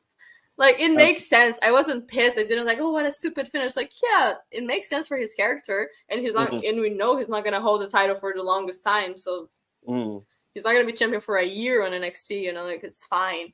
But Plus- yeah, I think it was really fun. The spots were really fun to watch. Just Javon, like the one that he jumped and over the thing and dropped the barricade, and then on the table. Like, the fact that he popped Yeah. up after that to do like 7 more cool things was like, Jesus. yeah, he is not human. He was clearly the standout, and I feel like he was my favorite singular performance of the night. Mhm. He was just a standout of the whole show for me, particularly. Like I absolutely loved him, and I think everything was like, yeah, it was good as well. It was very fun. Yeah, I gotta agree. Javon Evans is special. Yeah. I don't know like how long you keep him in NXT because I feel like he could be the face of the brand, and he's only 20, I think. Mhm. And it's like, my goodness, you know, and like he could obviously like his body could fill out and things like that, but there's just this really immediate charisma and appeal to just how he wrestles and carries himself, and he seems so authentic. And I think it almost fits that you build NXT around him because he's like the embodiment of just like the same exuberance and youth. But he had a great showing, and I thought he did his best to make this main event match like awesome, and it kept off a strong show. So shout out to NXT. Heatwave was really good, and I guess I have to admit that boy is bouncy. So with that said, Monty, New Japan Soul finished its tour. It was a 7-day tour. Mate, should we do some super chats? We got a few. You want to do them before we do the New Japan? Oh yeah, we've just done that. We just done that for the past like 40 minutes or something. So. All right. Let's blaze through these and then let's get into the New Japan. Man. Will Chisholm $5. Appreciate you as always. AEW should have Tiffany Stratton do in. What? Wait, what? Anna, I'm going to catch you up here. If you haven't been welcomed into the world of Will Chisholm, this is the world of Will Chisholm. We have to like interpret every super chat. Yeah, he just types it and sends it. You know, doesn't Will, but this is what it says. Well, it doesn't even say AEW, but I think he meant to write AEW. AEW should have Tiffany Stratton do interview on racial tweets she do. I think he meant WWE, but wrote AWE. I think. I'd like to think that's what he meant. A Freudian slip or something. I don't know what this is saying. The controversial post that Tiffany Stratton made a month ago. It wasn't even a tweet. It was on Instagram, no? She was asked about it. She claimed that she didn't hear the audio when she was sharing it, and that when she heard the audio, she deleted it, and that it was an honest mistake. If that's true, then it's true, and if it's not, whatever. But that was her public explanation of that. And Will, I beg you to just please proofread your tweets. No, he's never gonna. We've asked him so many times. Dan V 900 999. Appreciate it as always. We went from possibly Cody versus Randy to Cody versus Solo, and from Seth versus Gunther to Priest versus Gunther at SummerSlam. That's B show quality where Roman's return will overshadow Cody to end the night. Pretty Russell. Well, the thing is, Seth versus Gunther was. It's not like we went from Seth versus Gunther. Do you know what I mean? Like that was never like grasp, Monty. They teased it. They teased the beautiful thing. They teased the. No, but that was like 2 weeks ago. Do you know what I mean? Like, it's not like, if anything, they took like Drew versus Gunther from us. Do you know what I'm saying? Like not Seth. I guess people didn't even think Seth was going to be back like 3 weeks ago. Do you know what I mean? I feel like Seth is going to come out on this show to rave about something. I feel like I feel like he's going to come out storming mad and. Something's gonna happen. Maybe I'm coping. We'll see what ends up happening. But Cody Randy, like because that people have been hoping and theorizing, and there's been a couple Randy looking at Cody a little bit weird, a couple teasers here and there. Like, that's been going on like all year, bro. Do you know what I mean? So the thing is, Triple H, he's like, he moves at a snail's pace. So him looking at that means like he's gonna do that for like 7 more months. Just like that's the WrestleMania match or something. Yeah, he's a. Hey Cody, it's a nice belt. Then it's like, oh, this is it. And it's like, if they want to do Rock Roman, then because obviously I guess it's either Rock Roman or Rock Cody, Absolutely. So if they decide to do Rock Roman, Randy versus Cody, it does move me, So we'll see how all that plays out by many times. Still a long way to go. Kale 50 peso. There's a lot of promise in the current landscape of North American women's wrestling. Willow, Vakir, Tiff, but in my opinion, future of the scene is in NXT. It looks it's good shit, man. There's a lot of some people would argue women's wrestling is carrying wrestling in general this year, and what I'll say about that is like there's a lot of like things to just be optimistic about. Like you're just given because you're seeing cool stuff, but you're also being given a reason to like have faith that it's gonna get even more like even better in the future. You know, like all the people that were just named there. And it's like some of these people that are turning heads are like in their 20s. You know, so the immediate future is bright. AEW's women's division has gotten back on track, in my opinion, from a talent standpoint and a usage standpoint. And so the immediate future with AEW's women is like a pop promising, and then like in the slightly distant future with the NXT women, like there's good things there. So, and that's the sort of $2 appreciate as always. Oba versus Gunther is true box office. I need regrets. And he says Oba needs a stint in Japan. Can we send him to Noah, please? Corey David, $2. Oba is the future. Wardlow might need to jump to NXT. Why is Wardlow always brought up, man? He needs Oba Femi. He doesn't fit in AEW, but the thing is, he's just like not that good. Yeah. Wardlow for me needs to jump to catering. That's all. Oh come on, he's that's where he is. I think. Anyway, Corey David, $2. Knew Oba was him. Even WWE bad people say he's good. He's undeniable, bro. That's the thing. When you get when the people that don't even like WWE are like, "Yo, this guy is awesome," like it's because you're special. It's just you. It's just him. Like KO, Sammy, Gunther, Dragunov. Like those are the only people. You know? Corey David, $2. Best of 7 Kalani versus Salt, 1 springboard into the crowd.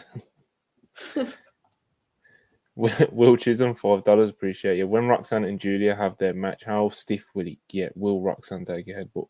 Should definitely be 100%. Yeah, it depends on if the NXT people will let them.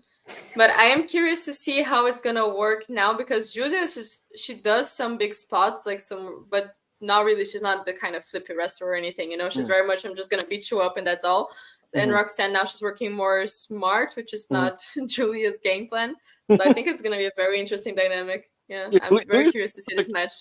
Julia's low-key a meathead, you know. So like, 100%. Yeah, she just wants to like hurt people, which is a beast, you know. What am I gonna say about that? She wills her matches into being like she just kind of wills her matches into being good a lot of the time. Like it's not necessarily like the smoothest technical masterclass. It's just kind of her just kind of going for it and just landing on a headbutt. You know? What makes Julia matches good, and I know there's a lot of like Joshi fans that actually do not like her, but I think what makes her matches special is that you feel like she's one of those wrestlers that she doesn't know wrestling's supposed to be fake, you know? She's like, whatever, if I get hurt, I get hurt. I don't care. And that really adds up to it. Like, she's really good. She's very real, yes. Showtime Spurs, $10. Appreciate you as always. My main takeaway from the juxtaposition of Money in the Bank and Heatwave is that you want some change in the landscape coming out of a PLE pay-per-view. Too many Triple H PLEs don't feel like much has changed afterwards. I mean, things have definitely changed. It's just some people don't like the certain directions, you know. So I would say most of them have some type of furthering of the storylines. This one didn't have that many though. Like he didn't pull the trigger on a lot of things in Money in the Bank. Like they could have furthered the Judgment Day stuff, which maybe they do tonight. They could have given Braun a belt. They could have had one of the Samoans return, like Jimmy Uso or something. But not many triggers were pulled on the actual show, and that's kind of part of why people were kind of upset with it, in my opinion. Will Chisholm did mean to say WWE. I appreciate the extra $2, brother. Peyton Carter, $5. Appreciate you. Ibu, why did you retweet that Danny Garcia tweet about Ethan last night? I know why. And I didn't even spoke to him about it, but I know why. Rip the Band-Aid off. Is my boy gone from the dub? Who knows? His deal expires in a couple months. He has not signed a new contract. AEW would absolutely love to keep him, and they've made this clear, and they've offered him an extension. He has not signed it yet. He is weighing his options. He is looking at the option of NXT. He is looking at the option of staying in AEW. He is very much assessing this analytically and smartly and looking at it from the standpoint of, you know, these are the positives if I go here. These are the positives if I stay here. And that's kind of the situation at hand. And I just happened to retweet a tweet that I came across. Black Yakuza 94 $2. So hashtag we want Jay is trending low. Fuck off. Are you Also, serious? since we got do you, what? Like, it what? is true. But since we got Ibu in this mode, we have to address that boy. Joe Hendry appeared at the end of the NXT pay-per-view. Oh yeah. You got to at least mention it, He just Okay. he just flashed up, and Okay, so to close the NXT show, we saw a flash of the beginning of Joe Hendry's Titantron where he turns around and smiles. he did, and Ibu is very much anticipating when he's going to be NXT champion. People love him, man. He's like, I get it. I'm just not. It's just not me. If that makes sense. Like, I get why people have fun with it and enjoy it and enjoy him. I want anybody who really wants Joe Hendry to win both the TNA Championship and the NXT Championship. I want anyone that actually firmly believes this to DM me right now their top 10 Joe Hendry matches. I'm so serious. Hey, man.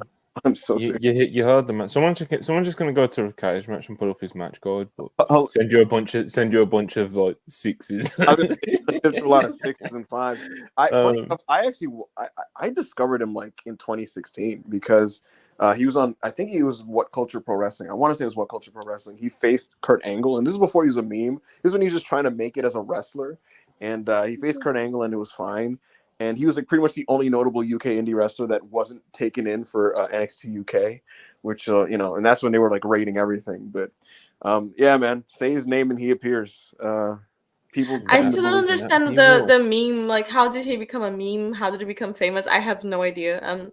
Basically, Anna, he was a jobber in TNA, and he started doing this thing where like to diss his opponents. Remember how John Cena used to do the rap thing at people? Yeah. Joe Hendry would do like diss songs. Like he'll just be like, let's say he's feuding with Steve Macklin, which he wasn't feuding with Macklin, but it would be like, Macklin is an asshole. Da, da, da, da, da. It would just be like a diss song or whatever.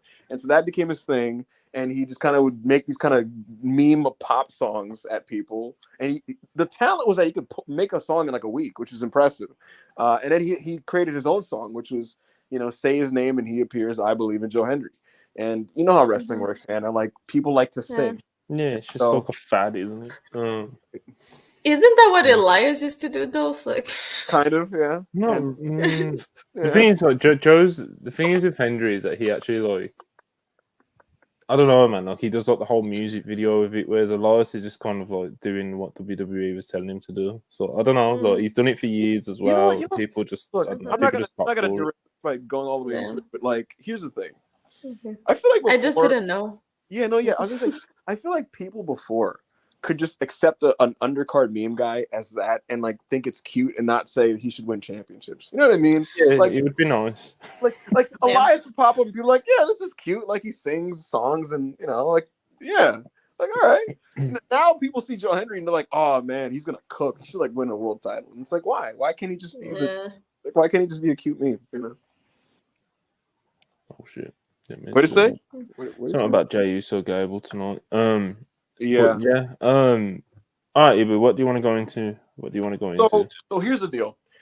New Japan this year announced a 2-block tournament, right? Which is nice. B block, A block, for the G1 Climax. And they did this thing this year where you were going to be in, like certain people were not guaranteed to be in the tournament. They put them in like these kind of qualifying brackets. And that immediately kind of perked up my ears. It was like, man, like, all right, so Tanahashi has to fight for his G1 spot. Tomohiro Ishii has to fight for his G1 spot. Taichi, Yoshihashi, these are guys who are pretty much locks every year. That's just kind of how this goes.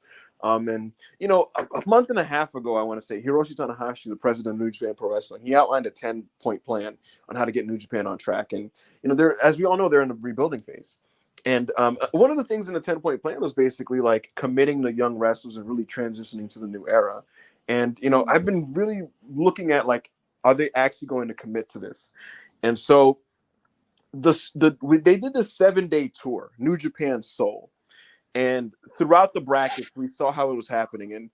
And the big takeaway is Oleg Boltin in the semifinals of his block faced Hiroshi Tanahashi. And Monty and Anna, he beat him in 6 minutes and like 30 seconds. Destroyed Hiroshi Tanahashi in the semifinals. And the president, the former ace, is missing his first G1 climax in like almost 20 years. I think it's over 20 years. It might be over 20 years. I think it's 22 or 3 years. The Stone Pitbull, Tomohiro. It was like pre 9/11, I think. Bro, I swear, I think you know that. What's his name? Kyron. He does all like the New Japan tweets and coverage and stuff. I'm sure it was like the last time Tanahashi wasn't in a G1, and it was like 9/11 hadn't happened yet, and it was all these different things. It's insane. And then you look on the other side. That's the semifinal, and the other semifinal, Tomohiro Ishii, the Stone Pitbull, the guy that's the ultimate like reliable 4-star match, good match, New Japan wrestler. He's been a guy for like 13 years. He loses in a semifinal to like Yoshihashi. And you're like, what? That's a choice. It is very surprising. And like, it's so weird, Monty, because I saw those results and like, it's one of those weird things. It's like when you're a sports fan and you're attached to certain players and like, you know that it's probably right to just kind of like let them go or like trade them, but it still kind of hurts a little bit. And I saw that Ishii and Tana were at the G1 and I was like, damn. But they lost in the semis, and in the finals of these blocks, Callum Newman beat Yoshihashi. Callum Newman was a standout in Rev Pro. He's been, New Japan have liked him. They've tried him on some Best of Super Junior stuff. He's tagged with the United Empire guys. He was in the War Games match that they tried earlier this year where the War Dogs faced United Empire. And I didn't love that match, but I always thought he was a standout in that match. He's not a fully put together guy, but they like him enough to give him a chance in his G1. And he's going into the tournament because he won his block final to get in the qualifier. And on the other side of the token, Taichi lost to Oleg Bolton in a match that I thought was pretty good. So your lineups are set now. Monty, if you could just kind of expand that a little bit. On the A block, it looks like we have Shota Umino, Tetsuya Naito, Shingo Takagi, Sonata, Great Okan, Zack Sabre Jr., Gabriel Kidd, Jake Lee, Evil, and Callum Newman. Wow. And then on the B block, El Phantasmo, Hirooki Goto, Yota Tsuji, Yuya Uemura, Jeff Cobb, Hanare, David Finlay, Ren Narita, Konosuke Takeshita coming in from AEW, and Oleg Bolton. Interesting stuff here. Konosuke Takeshita from AEW, no Tanahashi, no Ishii, a lot of the young guys, all three of the formerly labeled the Reiwa Three Musketeers from last year. Yuya Uemura is now in it. This will be Yuya's first G1 climax. What do you make of this direction, Monty? And what do you make of the creative choice to not have Tanahashi and Ishii in here? Well, I guess it's partly creative, but there was also the report of like at this point in their careers, can they do a G1? Do you know what I mean? Like Tanahashi, not really surprised that the time has came now, especially after, what we've seen of him in the past, like year, 2 years, it's kind of, he's slowing down, he's president now, so, Ishii more surprising from where I was sitting, to be honest, because, he's Ishii, bro. He's all reliable, and, yeah, obviously, now it's 1G1 too far. This one is clearly so.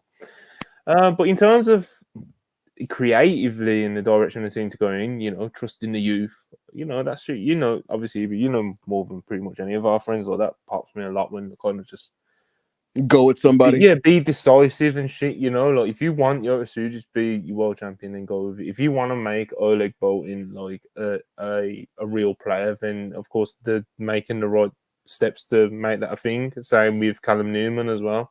I'm sure they'll get a moment or two in this G1. I don't think they're going to win it or anything. Takeshita fires me up. Takeshita does fire me up.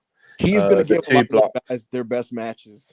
Like, Yeah, there's a good chance of that. To be honest, there's a Yeah. very, very good chance of that. The two going back to the two blocks that pops me as well. I'm probably going to watch the G1. You know, yeah. I might be back. We'll see. I'm giving New Japan a chance again this summer. Yeah, my interest is peaked because I just feel like, what are you cooking exactly? I feel like they're gonna do something notable here. Yeah, man. I'm curious who's gonna be booked strong. There's always somebody in this G1 that doesn't win any match or like wins very few matches. There's a very good chance Callum Newman doesn't win a single match in his block. Like, there's a very good chance of that. But the idea is it's his first one. You just get the experience. And the same might apply as well to Oleg Boltin. They could do that, but they also could do like the radical thing of just booking him strong within the tournament. So we shall see, because it's hard to predict with New Japan. And there's also the weird thing of like Tanahashi clearly has certain agendas and initiatives he wants to get through this year, but Gato is still the sitting booker, and Gato has his habits and his favorites and his ways of doing things, which, you know, if you follow Gato's historical habits, these new guys aren't going to do anything in this tournament. They're going to just get like destroyed. So I'm just curious, what do you think of the direction, Anna? And who do you want to win the G1? Who do you think will win the G1 Climax? Zack Sabre Jr. Yeah. Sorry, I was ready. No, that's been my agenda now for months. Zack Sabre Jr. He has to win the G1. Like, it's enough. You know, like, he's been one of the best that the company has for so long, and the fact that he hasn't won the main title is just so insane to me. And this is definitely the moment to give that to him. I feel like he's definitely the most popular he's ever been internationally as well. And yeah, he's just so good. You don't have those wrestlers in your company anymore. You don't have Okada, you don't have Ospreay. You have Zack. Just give him the title, you know? But I think it's an important direction to take, because that's something that New Japan has been struggling with for a long time now, is that they don't have new faces. So you're giving, you know, Tanahashi big Wrestle Kingdom matches when he can barely walk down the ramp. Like, you can't really do that anymore. No. And of course, it's a transition period. So every transition period, it's going to be shaky. It's not going to be ideal, because those wrestlers have to grow into those big names. They have to work to get to the level where the other ones that are old now are. So I think for a little, like maybe a couple of years, hopefully a bit less, it will be a bit shaky, but I think it's a very smart thing that they're doing. I think Oleg Boltin is going to be huge in Japan. He's very much the kind of wrestler that the Japanese people really like watching. And he is good. He is very good. I'm just very excited to see Takashita's matches. I feel like he's going to, especially with Tsuji, that's the one that I'm very, very excited about, with Jeff Cobb. So I think we're gonna have like some really good matches for Takashita. But Zack Sabre Jr., this is his year. Who else could win? That's the thing for me. Like, I don't know who else could win. Maybe Shingo, but Tsuji could do it. I don't think they're gonna be giving Tsuji already the main event Wrestle Kingdom. I think they would think that maybe it's too soon for him. But for Zack, like, it lines up with the initiative. Tsuji won the New Japan Cup, and it was like a big moment for him. But ultimately, he was able to win the championship. Go to that. Well, Zack Sabre Jr. won the New Japan Cup twice. Yes, he did. Go to the B block again, Monty. Look at that. Let me look at this one. B block. Yeah, scroll down to the B block. Let me look at this. Takeshi's not going to win. Narita's not winning unless Gato just lost his mind. Yeah, yo, you know what? It really does look like it's gonna be between like Sabre, Tsuji. Maybe they decide they love Shingo Takagi again, but they don't. So I don't know about that one. No, I just fully gaslighted myself into believing that Zack Sabre Jr. is gonna win. So if he doesn't, I'll be so disappointed. Like, I accept it already. In my head, he already won, you know. That's the vote, you know. That's the I'm gonna be a doomer and say that they may want New Japan might just really want Jake Lee to come to their company, and they may like give him the rocket ship here. That I hope that doesn't happen, because I think that's very, very unlikely. So I guess like the big things coming out of the G1 though is like, obviously, who do you think is gonna win? Right. I mean, Zack Sabre Jr. is a clear like candidate. Him and Tsuji pretty much at the top two. Him, Tsuji, Shingo. Maybe Shingo. It are would be the only ones that I hilarious if they think is just did possible. Naito. Oh, Oh no, I Ayo's in think a bad especially spot after repeatedly. the after Naito's match with Mox, I don't think they're keeping the title on him for much longer. yeah. So After like I said, Wrestle Kingdom, Yeah. who's gonna win it, and there's who's going to beat Naito and get the title shot at fuck, what show is it after the G1? Wrestle Kingdom. No, no, there's after one, the G1. there's one like there's like a pay-per-view directly after like the G1 finals, like a few weeks after, and it's usually whoever pin, like someone's gonna pin Naito in his block, you know, and whoever that is will be the person in that title shot. So I think they could I just I do like could. a semi-throwaway ZSJ match with Naito in the fall. I hope not. I could see that happening, to be honest.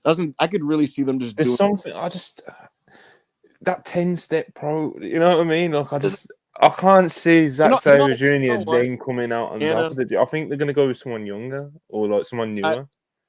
Anna, I love you. I want New Japan to make you happy, but I think they're gonna go with Yota Tsuji. I'm gonna lock I it. think they're gonna go with I Yota Tsuji would be as well. happy. I would be very happy with your decision. So I would not be sad.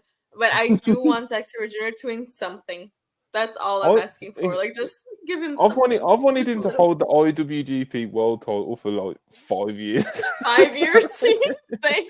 Oh, you know, it's but been I a would long not journey. be sad with Yota. Yeah, but I really Yota Tsuji for me is also like amazing. But Zack Sabre Jr. Yeah, he's awesome. Monty, I took a glance at the calendar. It'll probably be the title defense will probably be one of the destruction shows or power struggle. It depends. Yeah, that's what I mean. It's usually just like very soon after the G1 final. So there'll be a pay-per-view. I could see them either doing like Gabe Kidd or Jake Lee versus Naito just for like shits and giggles, you know? Yeah, Jake Lee will probably pin him in the block. Yeah, Gabe Kidd feels like a late in the year title match, you know? Yeah. Where he just kind of slaps with Naito and says, "I'm a madman," you know, and you know, just does that. So that's the G1 Climax. Very interesting direction this year. I wanna love New Japan Pro Wrestling. I really, really do. When I don't like New Japan, it just doesn't. There's something missing in my wrestling fandom. So that's the thing. You know, I hope this G1 is great. Last year, AO will always attest to this. Me and him were real big on like New Japan is like cooking right now, and then the G1 ruined all that, and I was really upset about it.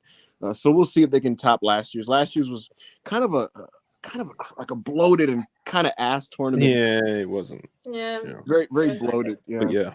So that's New Japan, but we'll stay in Japan, folks, because there's two really hot shows coming up this weekend. One in Sumo Hall, and the other in the Nippon Budokan, Monty. Two fucking establishment, legendary venues. So just off the venues alone, it pops me. One of them is the Marigold Summer Destiny show, which, I mean, the big talking points of that one are the top two matches, brother. Because Io Sky, who just literally did a Michinoku driver off of a ladder on Saturday, and is going to wrestle tonight in a trios match, she will find herself in the semifinal. I'm saying semifinal like I'm Japanese. The semi-main event. It's going to be her and Utami Hayashishita, brother. And that's a long-awaited one. That's one that people really want to see. I'm excited for it. Are you excited for that one, Monty? No, yeah. I love seeing kind of like, you know, some of the big names from WWE in these different environments, especially when it's somebody like Io going back to something that is familiar. Obviously, Marigold's a new promotion. She hasn't wrestled for Marigold before, but it's familiar territory, you know. Get the graphic. And it's a dream match and stuff as well, especially for Tommy. So it's just it's lovely stuff, you know. I'm fired up for it. I've got the Noah graphic up right now, so you don't got the EO Utami graphic. While you figure that out, Anna, are you fired up for this one? Yes, of course. I don't even know what to say about this match anymore that I haven't said before. I just think it's gonna be like just amazing. I'm so excited. I'm excited to see how Io is gonna be back in Japan.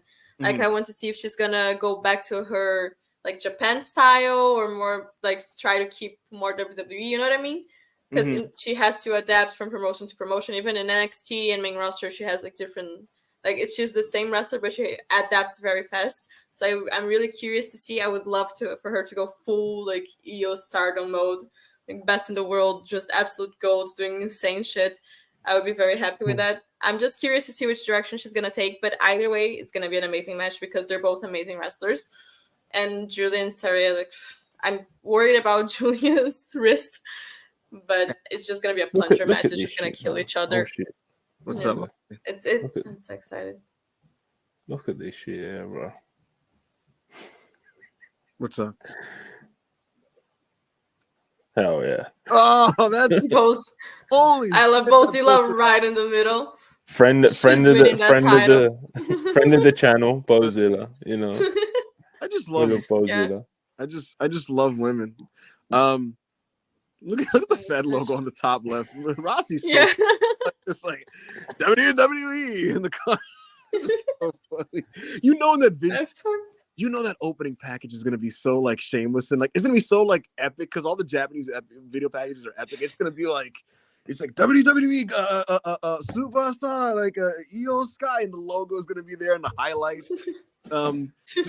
It's beautiful. Anna, before we talk about the main event of this, is there anything else on this card? You're the Joshi person here. Is there anything on this card that stands out as something that we should kind of keep an eye on? Oh, wait, let me open the card again. Yeah. But I think one of the matches that I'm very curious for the result is the match for the middle card title because it's either going to be Mirai or Miku Ono versus Bozilla, and I think it's going to be Mirai versus Bozilla because that's very much a Rossy Ogawa match.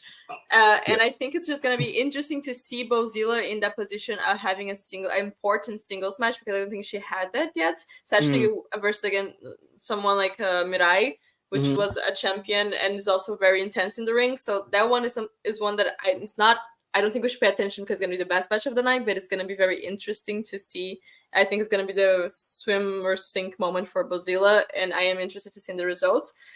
There are some just tag matches also for the Natsumi versus Misa Matsui for the high-speed championship, I guess, for Marigold is the Superfly championship. I think will be very interesting and see if they approach that the same way they started to approach the high-speed championship. So just like very fast-paced, intense matches. I'm curious for this one as well. The rest is like tag matches that I think could be good. The Nanae match is with some like she's wrestling with Mai Sakurai, which is not my favorite, but it's versus some Joshi legends. So I don't think it's gonna be the best match, but it's definitely gonna be very interesting to watch, and especially for people who don't know the work of like Shinobu or Takako Inoue, you know. So I think it's gonna be a very interesting show because it does show a different side of Joshi that a lot of people that started following because of Stardom might not really know. You know, they did get like wrestlers from different promotions that didn't go to Stardom a lot. So right. I think it's just an interesting show in general, but I'm very excited. This is so weird to say that the Bozilla matches was the ones that I'm most excited for. Who's she facing? Because it's either Mirai or Miko Ono because Mirai and Miko they're gonna have their like semi-final of the tournament, and then whoever wins, they match right after is immediately the Bozilla match. Apparently, according to the card. So I think it's either gonna be like a squash match because Rossi, if there's something he likes doing, is giving titles to white women. So we see Alpha Female was the first World of Stardom champion. Do you guys know that? It's just there's a lot of lore there. You know, there's just a lot of lore there. Yeah. Alpha Female was the first World of Stardom champion. Just keep that in mind. You know, so like I think Bozilla is definitely has a very high chance of getting this title. But I'm just curious to see how they're gonna play it out. Because Mirai is also a very personal favorite for Rossy Ogawa. So I'm curious. But the two main events, I feel like the whole show is kind of just for me and just banking on those two, especially for the fans who don't really know Joshi. Right. They're just gonna watch for those two, and I think they're gonna over deliver. So at least I hope. Yeah, I hope because you never know. But I'm looking forward to this whole thing. I'm probably gonna watch most of this card, to be completely honest with you. Yeah. And the thing about it, I'm looking forward to is just discovering more wrestlers that I'm gonna decide to just like put my stocks in. Yeah. And with you along the ride for us on Worldwide, we're all gonna learn together. So what are you gonna say? But I would say that like for people who don't want to watch the whole show, I would say from the fourth match on is the part that is really important. The first ones are just kind of exhibition tag matches or a single match. So Yeah. for the fourth match on is where it really gets like to the meat of the card. So yeah, if people want to watch the show but don't want to commit to the whole thing, I would recommend that maybe. Absolutely, and obviously, like, there's none to even be said. The main event, you got Suri, who's just like the best like non-contracted Joshi wrestler in the world, and then you got her facing Julia, who hopefully makes the match. Hopefully, she's able to kind of get around and do what she needs to do in there, even with the wrist injury. But I think we all agree here in saying that like if Julia can like get around and wrestle how she needs to wrestle, that this match is going to be excellent. I think that's fair to say, right? So, oh yeah, the first gaijin. Sorry, Simon, I meant that. Right, and so for alpha female. That's Marigold Summer Destiny. That's going to be fun stuff. Sumo Hall, and right around at the Budokan, Monty, got some real man graphs there going on there. It's because it's Noah Destination, brother, and it's one of those cards where like you see some of the faces and it's not like the super duper big names that like blow away you or jump out the page, but there's a lot of solid shit here. To just quickly kind of talk about some of the undercard stuff. If you could scroll down a little bit, Monty, one of the early undercard tags that really pops in my mind is that one right there, the second one. Nah, fuck that three-way. But yeah, right here. You got. Oh my God! Look at that! Just look at the three. You got Kazuki Fujita on one team with Takashi Sugiura. They're gonna be facing. It's just a 6-man tag, and that's gonna be good stuff. Masaki to me is always consistent. Manabu Soya's back and he's rebranded. He's not the red hair dye. He's just good 6-man tag action right there. Nagata like fourth from the top on this show facing Kano. That match is gonna go like 10 minutes. But it's going to be pretty sick. Akitoshi Saito, he's one of those wrestlers that I never loved, right? He's just kind of a veteran who's been around for a long time. But recently, he's been on a pretty consistent and fun run. He's facing Go Shiozaki, who's just like model consistency, one of the faces of Noah for like 15 years at this point. That should be really, really good. I'm not big on Daga, and I've never liked him. The people that really focus on Noah will tell you that his recent defenses have been good. He's facing a Makusa. We'll see how that goes. I don't know about that one. But another one that sticks out to you, Monty. My goodness, this fucking lucha tag over here. No, not yet. You're getting horny to me, bro. You're jumping right to Mr. Styles. You're talking about Dagger and like, come on, bro. Like 5 minutes before Punk walks out on Raw, you're talking to me about Dagger, bro. Well, fine. The lucha tag. I was gonna say the lucha tag with Dragon Bane and Alpha Wolf. These guys have really, really made their mark in Japan. They're gonna be taking Galeno Del Mal and Elio Del Dr. Wagner Jr. This should legitimately. This will probably be the match of the night. To be completely honest with you, the former God, what was his old name? Yoichi is back now. He's been reborn after a bit of an excursion in the main event. He's challenging for the GHC Championship against Kaito Kiyomiya. Yoshiki Inamura, that was his name. That's the main event. We'll see how that goes. AJ Styles is obviously the big novelty here because he's coming in from WWE. He's facing Naomichi Marufuji, an absolute legend in pro wrestling Noah. I don't know how good this is going to be completely honest with you, but it's going to be cool to see AJ out there, and so I hope he can get something out of Marufuji. I don't even know I'm going to watch the show because according to people, it's like going to be hard to like actually locate and stuff. It's not like regularly on the Wrestle Universe, but that's Noah. That's Destination, and 2 big shows in Japan this Saturday. So I just felt it was worth talking about, and so that was kind of my haphazard and rushed preview of the show. But we'll talk about it, man. If it's really notable, if something happens that really needs to be spoken about, we will talk about it next week on Worldwide. So those are the 2 shows. I'll hit up my drug dealers. They'll give me my links that I need. And we'll do what we need to do. So with that said, we got 4 minutes left of Worldwide. Monty, is there anything you want to touch on before we transition to Monday Night Raw as CM Punk opens the show? I just kind of want to ask Anna about just a few things on Collision, like Hangman. You know, Hangman's just been a fucking uncaged lunatic. You know, a couple promos that he's done have caught a lot of people's eyes, especially the one that was dropped on social media today. And he's been kind of the talk coming out of the weekend from an AEW perspective, you know. So I just kind of, how are we feeling about Hanger? I mean, what else to say about him? Like, I generally, like I said, he's just so special when we can feel when he's not there, like we feel that hole in AEW, and when he's back, you immediately like, oh, that's what we were missing. And especially with this character, I love the promo because everything just made sense. You know, like he is the heel and he's acting unhinged, but everything he was saying, you're like, yeah, that's he has a point. That's true. You know, it makes sense. And he's not just screaming for the sake of screaming. He's screaming because he's like just full with emotion, and that's something that I also miss in a lot of promos. Him and JF, that you just you feel what the wrestler is feeling through the promo. And I don't know, Hangman for me is a great talent. But just one like a small thing that I do want to talk about before we go to Raw, the Mercedes and Brit segment. I thought it was very good. I never said that the segments were not gonna be good. I never said that the promos were not gonna be good. I said that the match is gonna be shit because Brit doesn't know how to wrestle. That's all I said. But It was a good segment.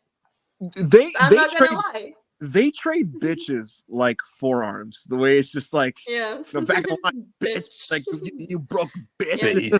It was so catty and messy. It fucking I love them like putting this stuff for the celebration in the ring while Britt is talking about like her stroke. That was just insane behavior. That was amazing. But like the one thing that I want to say is that people are like, "Ooh, Britt is gonna dog walk Mercedes. Mercedes is gonna be so shit next to Britt." Guys, Britt Baker is not the best promo in the women's division. She's not like the most amazing promo in the world. She's just the only one that could do promos for a very long time. Like the only one that was given time to do that. It doesn't mean that she's the best. Okay, let's make something very clear here. I feel like her and Mercedes are actually in very similar levels, and that was just proof. For me, they were in the similar. No, come on, like Mercedes, she has like some issues. No. Mercedes, I feel like we know she has like some speech impediment issues. So like I feel like it's not because but I feel like it was very well matched. I didn't feel that segment Mercedes came out like, oh, she did so bad. No, definitely she held her own. It was very well. Yeah, she held her own. I feel like it was a very well matched segment, and the way that people were talking about it seemed like Mercedes wouldn't be able to say like a single word, So I feel like they really underestimated Mercedes and overestimated Britt's promo ability. That was just all I want to say. We got a minute to do a few super chats. Didn't go $4.99. I went to Collision and it was Marco's hometown. That's why he got such a big reaction. Yeah, like I said to one of the super chats earlier, man, it's like that was very situational. Like it worked for that night. I don't need to be seeing Marco stunned next month in getting squashed by like Takeshita or something. I don't need that in my life. They're doing Dragunov Bron Breakker tonight. Now we're cooking. And might have to tune in. Pete Dunne makes his singles debut tonight on Monday Night Raw, so that's something cool too. Adam Legend just now. Oh, okay. Yeah. No, because he does tags with Tyler Bate, so that's fine. Adam Legend $2. Joe Hendry has Batmite / Trickster energy. I mean, okay. And Champion $2, appreciate it. Bolton will main event the Dome by 2027. #Boltonism. I believe that. Boltonism. Will Chisholm $5, appreciate it. Do you think Stardom higher up feel a type of way about EO working Marigold, or do they just know she's a Rossi girl? They know her, Mayu, and Kyrie are Rossi's girls. They know. Thank God Anna's here, because I was gonna say, well, how would I know what the Stardom front office thinks about anything? But you see, you gotta know, bro. They know. Like, probably. Even being casual, it's like Rossi has a very tight relationship with a lot of his top women over the years. They all speak very well of him, and look how many of them have followed him out of Stardom. So it's like. It doesn't surprise me too much. When Mayu's contract is done as well, she's also going, So it's they do know they're aware. They're all going. I don't know. I'm gonna try it. Like I said, I'm giving New Japan a chance again this summer with the G1. I gotta find a right jumping on point for Stardom again. Dan V 900 appreciate it. Don't forget Jordan Gray's teams with Aja Kong against Team 200 kg and then faces Hashimoto in 1 week. Athena faces Masha Slamovich on Friday, where the Prestige Combat Clash card is very good and free on YouTube. So take a note of that, people. The Joshi match, amazing. Hashimoto, if you guys don't know, Big Hash, one of the best wrestlers also there. So watch it. 100%. For sure. Big Hash. Very impressed in. What a beast. I've probably seen less than 10 matches, but very impressed in what. She's Phenomenal. amazing. Yeah, she's awesome. Mhm. Anjan, $2 last super chat. MJ Fed would be beast in the performance center. That is very spiteful. But his promo on Saturday did drive me insane. Like, not because I thought it was like terrible or anything. I did think some people were kind of going over the top, but I understand where like the criticisms were coming from with some of the lies he was doing. And my criticisms are very similar in the sense of what I would criticize about it. But the actual, me and Ibu spoke about it quickly. Like, the actual message of what he was trying to say, like, oh, you guys chose Ospreay over me and Garcia, he was just a pawn. Like, that actual message is good. It's just like when you litter it with all these cliches, like, this city stinks and your mum's a whore and then obviously then he goes into melts of ratings and shit. And he's like, bro, if you just drop those dumb tropes and cliches and that type of shtick, you've got quite a good promo there, you know? But he's got all the talent in the world, that kid has, MJF, but he just has annoying instincts at times and cliches and shit. Drives me fucking mad. Anyway, Monday Night Raw is starting. They're doing the Money in the Bank recap, so I guess it's time to get out of it. Any parting messages, Anna, Ibu? My parting message is just watch the Raw review tomorrow. I'll be there with Rob, and hopefully Isra will be there to join us, and we'll talk about the fallout from Monday Night Raw. Mommy might be back. CM Punk already is back, and he's going to talk his shit. Hopefully it's an exciting show. We'll talk about that.